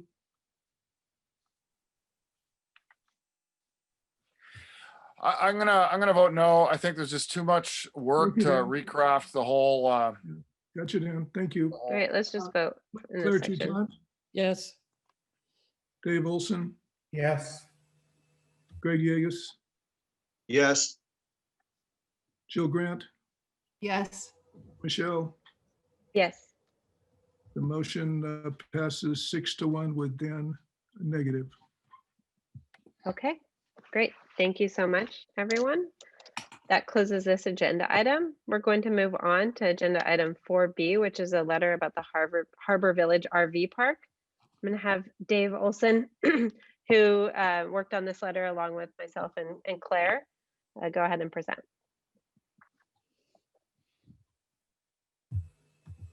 All right.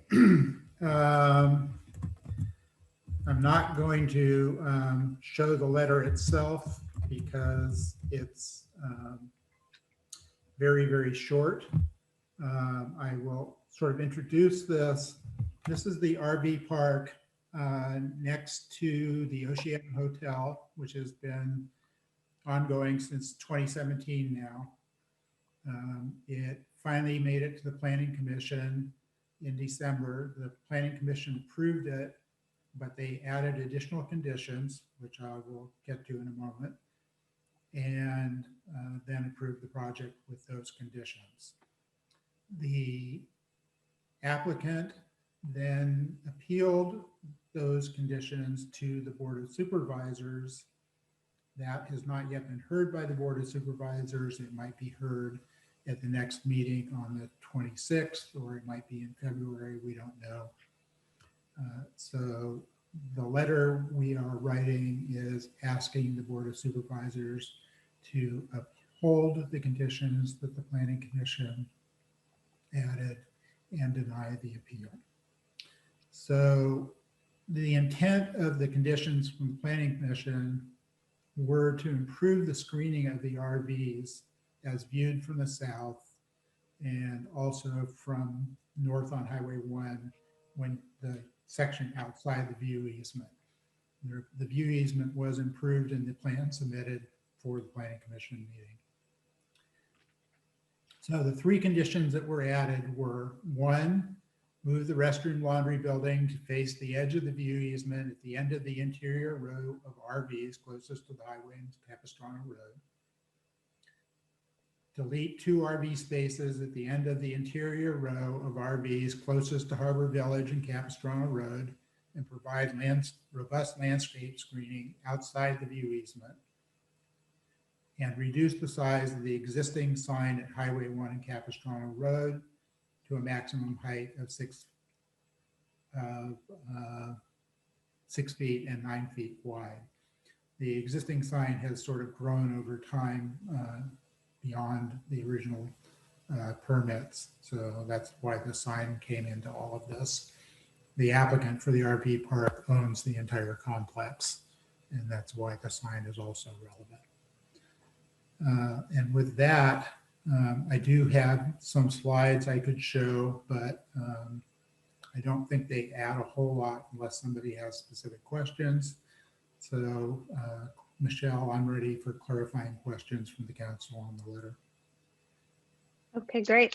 Let's go around and see if anyone has clarifying questions. I'm just going to open it up for members of the council. I don't think there will be a lot of questions on this, but if anyone does have a question, please go ahead. Jill, go ahead. I have a question. So the original, the applicant originally wanted 50 spaces, is that correct? And what are the number of spaces now? Yes, there were originally going to be 50 in the plans that were submitted that made it to the Planning Commission. 3 had been removed as part of setting up the view corridor that the MCC and the public had requested. And then the conditions, because of the way things are arranged, ended up removing 2 more spaces. So there's 45 spaces now. So there's 47 RVs now? 45. 45, okay. Dave, that's 45 with this amendment. Sorry, with these restrictions, right? With the additional conditions, yes, 47. Okay. Because And I believe that somewhere I had seen 44, but Yeah, I agree. I heard 44. I could be wrong, but I wanted to say 40 for some reason. from what I heard from a planning commissioner member, it's 45, but I'm not swearing I am correct. I think that may have been in the review. Yeah, Which, I should also add that there are tent spaces as part of the RV park, and they are over towards Capistrano Road. That's part of maintaining the view corridor. okay. Does anyone else on the council have clarifying questions? I have a wording issue, but I guess that's for later, I guess. Yeah, let's hold off on that. Okay, let's go to members of the public. So again, please raise your hand by going to the reactions tab or the participants list, depending on your version of Zoom. It looks like Sid would like to make a comment. So Sid, go ahead. You have 3 minutes. I don't need 3 minutes. I just wondered if I don't see the document that you guys are going over, but do they have anything in there about reducing the sign? Because that sign is really visible from way back as you approach the harbor, and they said it was out of content. I mean, I don't know. That was the 3rd condition. Good, thank you. And condition imposed. That's all I want to know, because I object to that sign. Okay, great. Does anyone else from the public have a comment?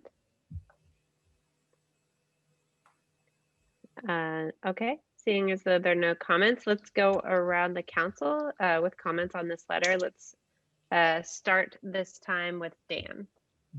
Michelle, could you officially close public comment? Oh, sorry.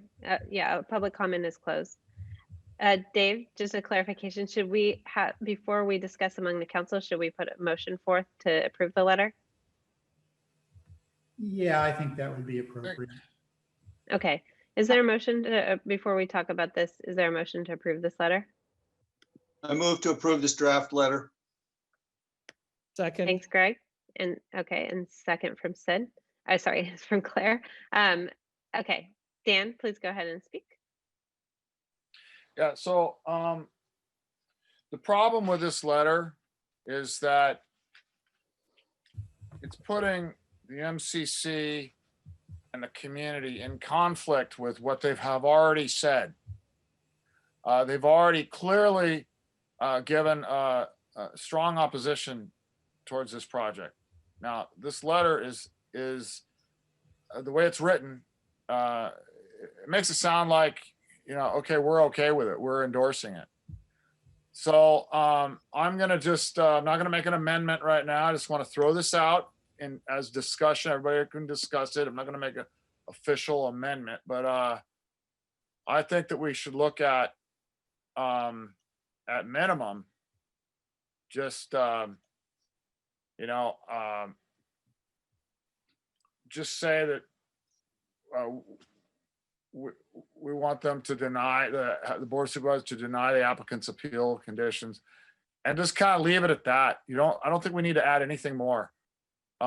We could add, you know, that we have, the MCC has multiple letters of stand in opposition of this project. But good I'll leave idea. it to others. Hello? Is that it, Dan? Yeah, I'm done. Okay. Okay, thank you. For next, let's go to Greg. I guess I don't know enough about whether we can restate our opposition at this point in time. What's the protocol here?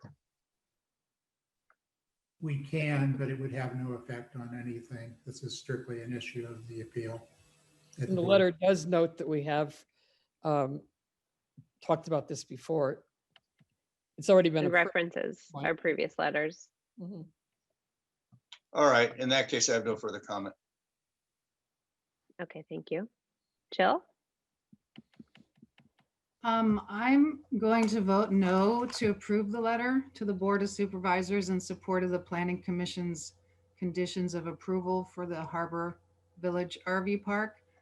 So I'm going to vote no because we've already stated that the MCC wanted the project to have a reduction to 25 spaces. And we stated the LCP policy requires the facility not subvert the unique small town character of the nearby community. And we talk about it being a prime visible gateway location to the only recreation and working fishing harbor. Our original letter, which we sent, was very good. And I'm very much for that letter.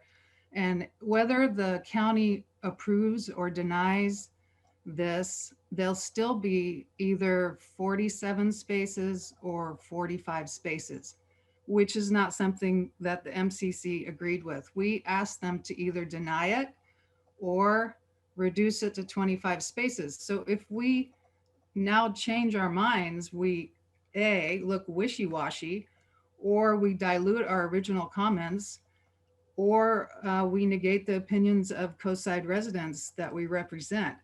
So I just cannot in clear conscience approve a letter saying that we are supporting this when we didn't before. So why are we now? Plus, if somebody appeals this to the California Coastal Commission, they can't reference our letter. Now they're going to be referencing a letter that says we're in agreement. We've just changed our minds. And I don't want to do that. I want to stay with the original intent, deny the project or reduce it to 25 spaces. Even if it doesn't have any impact, at least we took a stand and we stayed with what our residents asked for. Thank you. So Michelle, can I briefly address that? Yes. So there is no way that we can get the project denied at this point. There's no way we can get it trimmed down to what we asked for. The only question on the table is, how do we want it to look?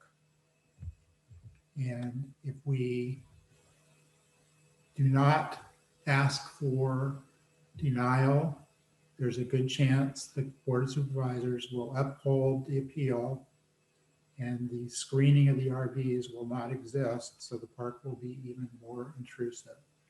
So it's totally up to you to vote your conscience. I just want to explain that this is not a letter supporting the RV park. This is a letter supporting the conditions the Planning Commission added for their approval. Okay, thanks, Dave, for that clarification. And thanks, Jill, for your comments. Can I say one thing really quick? Since the letter, I didn't see the letter on the site, but the Planning Commission approved it. And the fact that this little bratty developer wants to go and appeal it to the to the Board of Supervisors, you should at least put something in the letter saying that that's why you have a Planning Commission and that, Okay. And you're sort of out of order in talking right now. I appreciate your comments, and we always have the option to type them in the chat, but we got to keep going with members of the council. So let's go next to Len.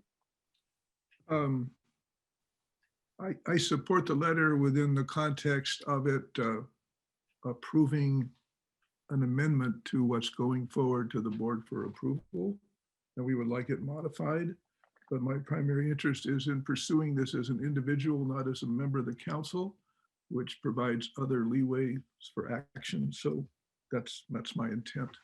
So I'm basically supportive of this in terms of what it's trying to do within the framework and looking for other ways to bring opinions to the Coastal Commission. Okay, great. Thanks, Len. And then next we'll go to Claire. I appreciate where Jill and Dan are coming from on this. It's certainly, you're in the scheme of things, you're correct. But politics, they say, are the art of the possible. And what is possible for us right now is to make this as less bad as we can. And the only way we have to do that right now is by saying, please don't give in to the developer. Please keep whatever minimal standards you've made to make this less bad than it could be. That's all we can do right now. That's the most power we have, is to say uphold the conditions because it's been approved. So I will support it. I did have this little wording issue here. As I looked at it again tonight, just reading over it in the first paragraph, it says this will help mitigate the visual aesthetic of another RV lot.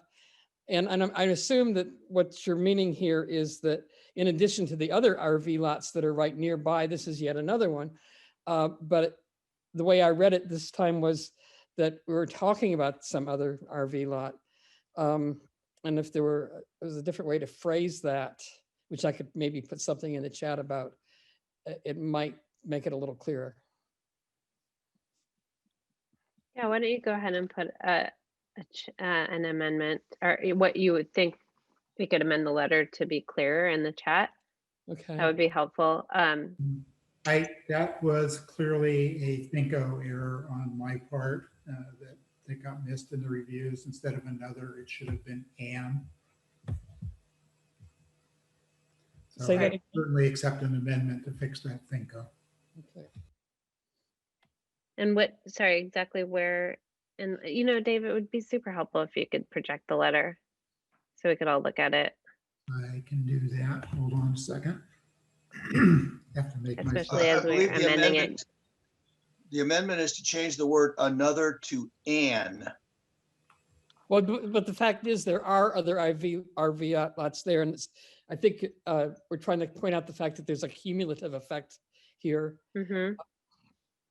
Yeah, I read it that way too. And I actually liked it that way with another, but we can certainly make an amendment and vote on it. Let's go. I was gonna have Dave speak next, but he's working on this. Well, he's got it pulled up now. Dave, did you have anything else you wanted to say? No. Okay. So I worked on this letter and I'm in support of this letter. I totally hear the concerns, especially of, Jill and Dan, and it's frustrating sometimes as a member of the MCC, and the fact that we've written several letters and opposed this project, and we know members of the community have opposed this project, to have it move forward, and now to be writing a letter just to kind of slightly improve it a little bit with, a reduction in number of spaces, a little bit of screening. That being said, to Dave's point, that's kind of the only thing we can do right now, other than personally, like Glenn plans to do, go to the Coastal Commission when it goes to them for review. So, I totally hear that perspective. But me personally, I'd like to do what we can to try to minimize the impact of this as a council. So I plan to vote for this letter. Okay. So can I add something? Yeah, go for it. Yeah. So I believe that this letter, it makes it sounds, the way it flows, it sounds like we're just caving in. Okay. It's not very clear that we were, yes, it references some past letters, but it doesn't say clearly in the paragraph we're referencing past letters that we were opposed to this project. It just, I'm not going to support it the way it's written. It just sounds like we're folding, and we're we're totally okay with the conditions of approval. I think if we could clearly, so anybody can read it and clearly say that the only thing we're doing is advising the Board of Supervisors to deny the appeal. And that's it. You know,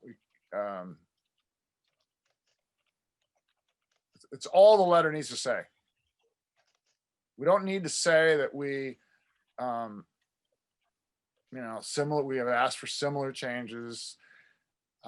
We don't need to say, we don't need to use the word support the planning commission's conditions. We just deny the appeal. Because I don't support 100% the conditions. Okay. I wanted more. And I said that at the planning commission meeting. Okay, well, does anyone have a specific motion they'd like to make to amend the letter?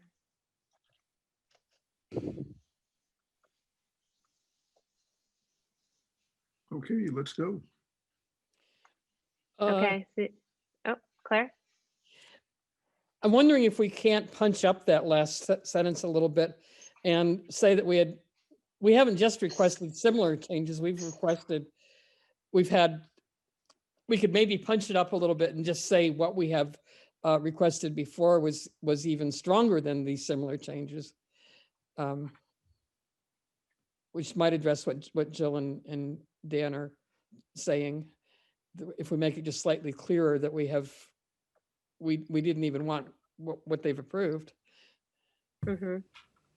And you did mention about the sign being reduced. Not normally what you do when you're supporting or requesting denial of an appeal.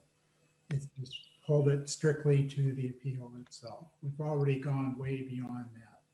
So, I mean, I go for amendments, but the idea is to keep it short and sweet. I don't think I feel strongly enough about either of those two things I've mentioned to make an actual motion on them. Okay. Okay, so no motion from Claire. Any motion, anyone else care to make a motion? Okay, so let's move on to a vote. Well, there is the one amendment of changing another to "and." So she didn't make a motion on that. I move that we change another RV in the first paragraph to "an RV." I second. Okay. Let's vote on that quickly. So Len, please call the roll for the motion on the table to change the word "another" to "an." Okay, the vote is on the amendment. Jill Grant, Aye. Greg Diegas, Aye. Dave Olson, Aye. Claire Toutant, Aye. Dan Haggerty. It makes sense, so I vote aye. Michelle, Yes, I'll vote yes on that. the amendment passes 7-0. Okay. Now let's move forward to approve the letter as amended. Let's call a vote. Okay, I'll go first. I'm voting yes. Dan, I'm voting no based on the reasons I said. I don't Claire, like. Yes. Dave Olson, Yes. Greg Diegas, Yes. Jill Toutant, Jill Grant, sorry, No. and Michelle Weil. Yes. The motion passes 5-2 with Jill and Dan voting no. Okay, great. Thank you very much. That is it for the regular agenda. Let's go ahead and move on to council activity. I know that Jill had something she wanted to highlight from a meeting on the emergency response. Did you want to go ahead and speak to that? Sure. So I went to a meeting It's from SEEP Community Emergency Action Program. And this is an umbrella organization for a whole bunch of groups and agencies, and I won't go through all of them, but some are like American Red Cross, Coastside Fire Protection District, Coastside Emergency Corps. There's a whole bunch of them. There's a ham radio one, a large animal evacuation group, and so on. So there's a whole bunch of groups that attend this meeting, and I just want to bring back to you what they spoke about. So they had a presentation from the Watershed Emergency Response Team. It's called WERT, W-E-R-T, and they prepare communities for wildfire, including evaluating the post-fire risks by debris flow, flood, and rock fall hazards, which, so the CZU Lightning Complex lasted from August 16th to September 22nd and burned almost 90,000 acres and 1,450 structures. So they went around and identified potential values at risk related to human life, safety, and property. And then they evaluated the potential for rockfall and post-fire flooding and debris flow. They found that 43% of the areas burned cause severe soil burn, meaning there's a high likelihood of hazards for any areas downslope of the fire or downstream of the fire to have debris flows or flooding and so on, especially homes that are built on alluvial fans. They have a high risk of mudslide. So this report, I asked Michelle if we could put a link to it because it's very, it's huge. It's like 50 pages and it goes through all the different areas of fire. It's very interesting to read. It talks about the geology and I recommend that we all read it. It's great. The second thing is there's the CERT role in this is they're asking for volunteers who want to monitor or alert or respond to any emergencies. One of the things is they want volunteers to go out and monitor after weather systems like heavy rainfall. And so I'm going to volunteer for it because you go out and you make visual observations of streams, creeks and rivers for potential landslides or floodings. And then you report that information back. And I love to hike, so I'm all over that. And and then they need volunteers that will alert the community, hey, there could potentially be a mudslide in this area. They very much want to have anyone with a ham radio volunteering because those are great people to have. They also want people who can make up flyers or anyone who wants to do online messaging like Nextdoor or something and just help the community respond in an emergency. The sign up is on the San Mateo County website. And they also reminded people to sign up for the San Mateo County alert system. I'm on it. It's great. If there's an emergency, you're immediately notified. I think everybody on the council's on it. Is that true? Yeah. And that's it. That's all they went over. Are there any questions? Great. Thank you, Jill. Yeah, I'll also put a link to the SMC alert website in the chat. And then if you could go ahead and put the links that you'd like to share in the chat. We're going to start, I believe, putting links in the agenda posts on the website so that we can just have those there. So if you could go ahead and either put them in the chat or send them to me and I can make sure that those get added. Okay, I don't have them right now, but I'll send them to you. Okay, great. Any other meetings attended? I have my hand up. Yeah, I did too. This is really for members of the council. This is council activity section. So if you have a I just comment, wanted please to put it in the clarify chat. what Jill had to say. Oh, did you have a question? Sure. Yes, and you didn't recognize me. Sorry, I didn't see. When Jill was talking, she said that I think she said CERT was the people that she was going to that they wanted to volunteer for some of those activities. Is that correct, Jill? You said it's on the county website, but I'm a cert with the local fire board. So do you remember what it was? Which Let me make sure I got it right. All the acronyms are, running together right now. Michelle Rodney has some clarification on chat. It was CERT, CERT, Community Emergency Response Teams. So is that on the county website or on the Coastside Fire District's website? It's on the San Mateo Imagine it'd County be website. on. Okay, never mind. I'll look for the link when you post it. Thanks. Yeah, I actually see on coastsidecert.com there is a mention of that. So, okay, let's. It looks like Len has his hand up to talk about his activity. The RCD convenes a monthly fire safe meeting, well attended by communities throughout the county. They brought really excellent resources in the last 2 meetings that are appropriate to some of our needs. And I won't go through that in detail, but do note that it's a meeting we should definitely have at least one person always attending. And I'll try to report a little bit more to that at our retreat. Okay. Greg? I wanted to mention I've attended both Montero Water and Sanitary District and SAM meetings. And I will just hint at a few things that are going on that we should be following up on. We are in a pretty dry year. The flows in the Montero Aquifer are already slowing. This is not really a surprise for those of you who monitored this stuff. Montero is attempting to buy an expensive piece of land. Most of what they're doing is in closed session, but it appears to me they're trying to broaden and protect their access to watershed, which makes a lot of sense. I don't know what the cost to ratepayers would be, but the property's got to cost millions.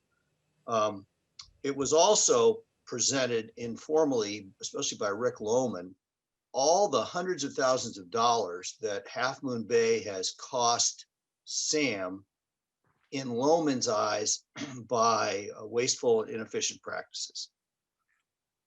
In follow-up to that, when I attended the SAM meeting on Monday, we heard about a project that had in fact gone off the rails, and the cost for that, I'll say in the ballpark or an extra 100,000 because of mismanagement. And a new agenda item was introduced at SAM, which I found most interesting, which is essentially re-envisioning SAM. What are we going to do with SAM going forward? Some of that has to do with the climate change and retreat from the coast. Some of that has to do with the need for more water supply and the concept of recycled water. But I think things are going to be coming to a head. The lawsuit is going to be restarted. Half Moon Bay has backed out of, what do you call it, mediation or whatever negotiations they were doing. My informal research shows Half Moon Bay has already spent $700,000 on legal expenses for this lawsuit. It would not surprise me if the combined GCSD and MWSD expenses were similar. So we are facing a situation that is going to cost us more money. And it bothers me deeply because I don't think the lawsuit has any basis. But I just want to make you aware that there is some conflict shaping up, and it is likely to have pocketbook implications for all of us beyond the money that we've already paid to fund these lawsuits. Okay, thanks, Greg, for that update. Does anyone else have an update? Okay, let's move on to future agendas then. So we have a number of things coming up. Next will be the MCC planning retreat, which will be on the morning of January 23rd at 9 a.m. On that, that's something that we do once a year. Members of the public can attend, but it's primarily an organizational thing for the members of the council to try to get all of our ducks in the row for the coming year, try to figure out kind of what are the key topics that we want to take on, who's going to be responsible for what. So I will have the agenda out for that at least 72 hours prior to that meeting, along with some documents that we generally go through we went through these documents last year, where we basically have like task assignments and priorities, but we didn't ever finalize those documents, and so they are not currently up on the website. But Len is working on putting those together in advance of that meeting, so everyone will have plenty of time to review. So that's coming up. I expect that to last, around 3 to maybe even 4 hours. Hopefully we can get through things quickly. We'll also have Supervisor Horsley at that meeting as well to give his update. So yep, that'll be 9 a.m. on the 23rd. And then the next regular meeting will be on January 27th, where we have a number of pretty important items to come up. Connect the COSIDE. Well, we expect to have a draft ready of Connect the COSIDE by then. So Joe Leclerc and his team will be at the meeting to present a high-level overview of that draft. That's something we'll be talking about, I'm sure, at many meetings going forward, but that will be just the first review of the updated draft. We also have, as I mentioned earlier, the El Granada Fire Station lighting issue, which I believe Dan and Jill are working on. And if anyone else wants to join them, please. Does anyone else want to join them and make a 3-person team working on that? Or do you guys have any update, Dan and Jill? You still plan on having that ready? We'll be ready. Okay, great. Then we also have with planning information, just let me know. Great, thanks, Dave. We Could also I ask a question Yeah, go ahead. about the retreat? Within the Yes. restrictions of the Brown Act, how is it possible for council members to submit items for consideration and discussion at that retreat? Well, you could submit them to me. I mean, what we will kick off the retreat by going around, and each council member will be able to talk about what you think the most important items are. But it's tricky. Sending something just to the council prior to the whole council is not really. It's hard to do that within the restrictions of the Brown Act. So you can send something to me. I can make sure we have it on the agenda. But I think overall, I sent you what the main agenda items will be, which will be pretty much a mirror of what they were last year, in terms of like the overall structure of the meeting, not the specific things that we're going to talk about. But A question. So if a council member wants to put on paper things they want to share in that opening sharing session, could they get it to you for distribution 72 hours in advance of the meeting? We'd still be talking to each other about it, but at least they could look at it individually. Yeah, you can send it directly to me. Why couldn't we post it on the MCC website, for example? So it's not hiding, it's public. I just think it's very taxing for 7 people to bring their priorities to the meeting. We'll take most of the time just exchanging what the list is. Greg, these types of documents would be public. Yeah, you can send it to me. If you have something, you can send it to me and then I could put that up. It's my understanding it's okay you just don't want to discuss it. You can put out what you're going to discuss, but you just can't discuss it. Well, we can put out the agenda and the items that are going to be on the agenda, and we can talk about what would be on the agenda. But in terms, I think what Greg's getting into is potentially his own priorities for the year. And that, I feel like that you can definitely share that and we can share it out, and it can be made public at the same time the council sees it as a whole. But prior to that, I think we don't want to talk about that with a majority of the council. So we can't just send something that's like has some opinion in it to the whole council. And it's worth mentioning for the 2 new council members, the ordinary way to ask for something to be added to a future agenda is either raise it at this point in the meeting or send a note to the chair or call them on the phone. Mm-hmm.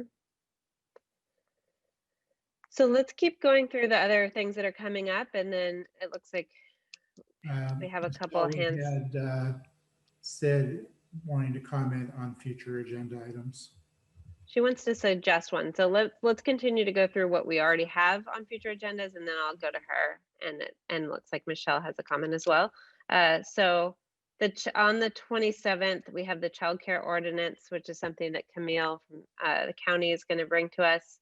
And then I also got a message from Nicholas Calderon since this meeting, since the agenda of this meeting was posted, about potentially wanting to bring the pump track to the council. And I actually wanted to get feedback from the council on that.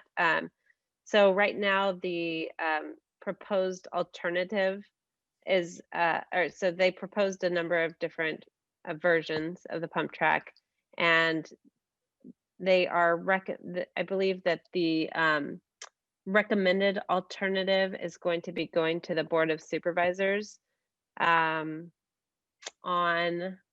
February 4th. Actually, no, it's sorry, not to the Board of Supervisors. Hold on.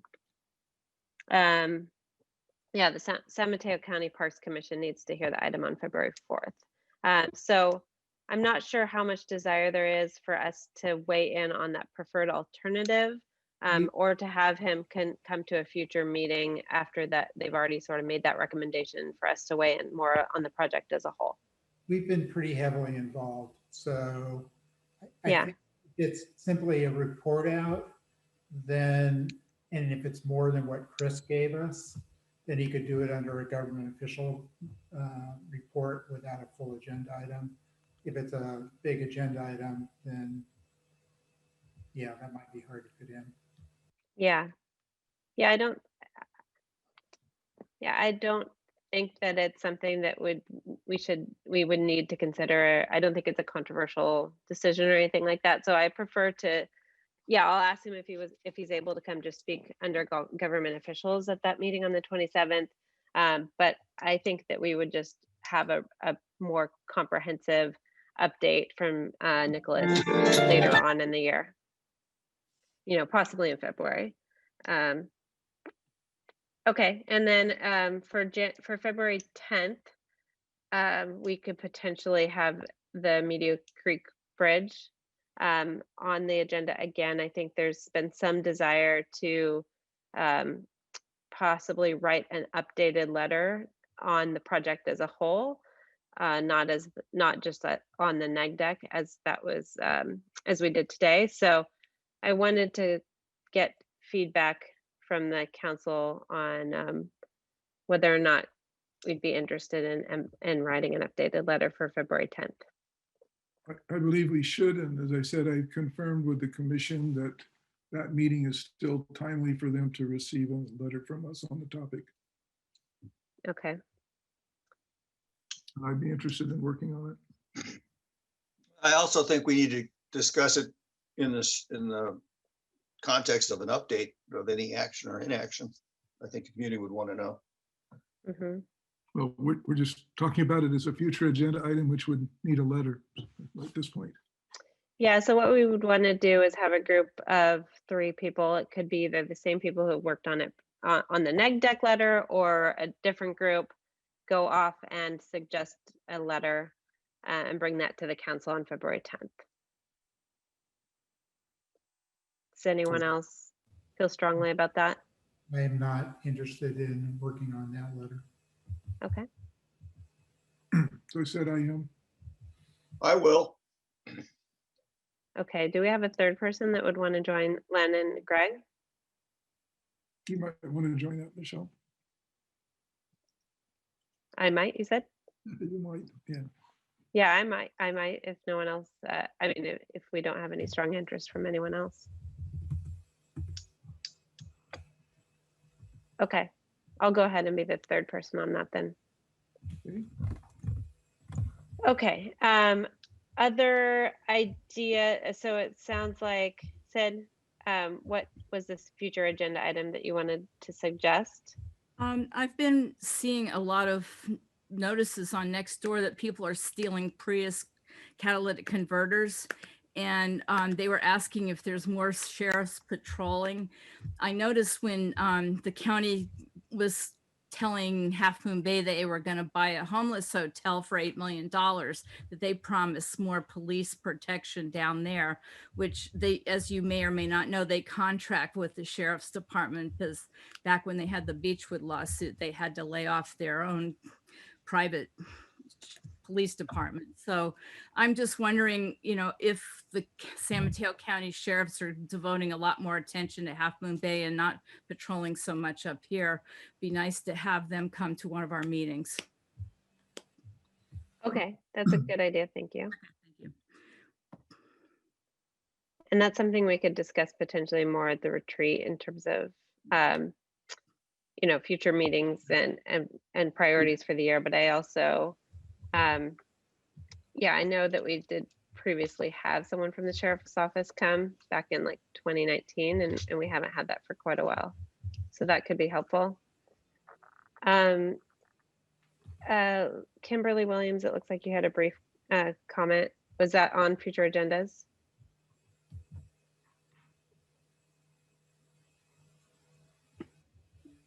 Yes, can you hear me? Yes. Just with regard to that last agenda item, the Midco Bridge, I have a concern that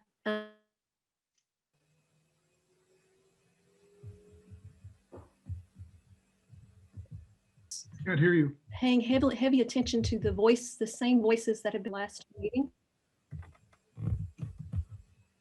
Sorry, you're cutting out. And that there are voices out there who support alternatives that are not.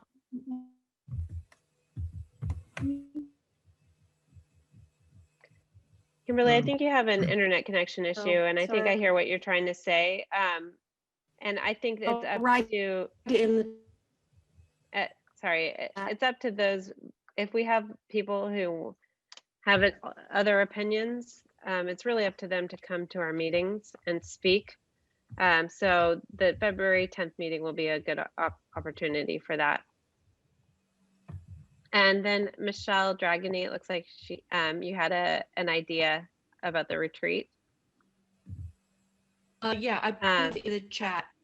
It was just the idea that Bezos several years ago, he sort of outlawed PowerPoints in meetings. He wanted people to come prepared to the meeting to discuss. So as I said in my message, if you guys could put together like a one pager, I can post that and could get people a little bit like into the ballpark, and then you can go from there. It's just an idea. Yeah, and I think there wouldn't be. So, I like the idea. I like the thinking. It would really be up to the members of the council if they wanted to spend the time to put together individual priority lists prior to the meeting. That's something we could also share out on our website. Exactly. Yeah. If they, I guess let's poll members of the council and see if everyone. It might actually save time in the end, because it gets each council member to simmer down the top 5 or the top 10 things to a one pager. Anyway, that's my idea. For what it's worth, you guys vote. I do like that idea a lot. I think it would save time if everyone came prepared to the meeting. Do members of the council want to do that, to put together a short? Yeah, I'd like to say Michelle is stealing my idea. I don't want to Okay. do it because, am I on mute? No, because I think that having a little bit of discussion among us as we formulate what our priorities are as a group actually is very helpful, because it gives us a chance to communicate with each other about what the group wants, rather than each of us having our little silos about what we want. I like the process of being able to do this among ourselves rather than independently. I believe the list we circulate will address that to a fairly significant measure. But Well, so the list we circulate is going to be from 2020, right? Like that. we'll have a framework. What we have is for plans. There's a framework to add what we've had carrying forward from the future year, from the past year. that rolls. into it. Okay. Okay, well, let me ask this. At a minimum, I want everyone on the council to think about what you want to put together, or what your priorities are going to be for this year. I see both sides of it. I think everyone needs to come to that meeting on the 23rd with at least a pretty decent idea, and maybe we don't publicize it, but make your own notes on what you think we should take on as a council, what you think the most important issues are. And if you want to send those to me prior, I can compile those, and we can, yeah, I'm not sure if we would make them public. It sort of depends if we get them. It doesn't sound like we'll get them from everyone. So I think it's probably best to just keep that as, you know, something that each person will share. Each person will have a few minutes at the beginning of that meeting to share your priorities. Yeah, I would definitely argue against trying to share it prior to the meeting. It's pretty iffy Brown Act territory. Okay. I like the thinking now. So, all right, let's leave it at that. With that, do we have a motion to adjourn? So move. In a second? Second. And a quick roll call? Okay, here we go. Jill. Jill Grant, motion. Motion to adjourn, just. Yes. Good. All right. Greg? Who? Yeah, aye. Thank you. Dave Olson, Aye. Claire Toutant, Yes. Dan Haggerty, Yes. Good night. myself, yes, Michelle. Aye. Okay, 7-0, we're adjourned. Okay, thanks everyone. Have a good night. Thank you.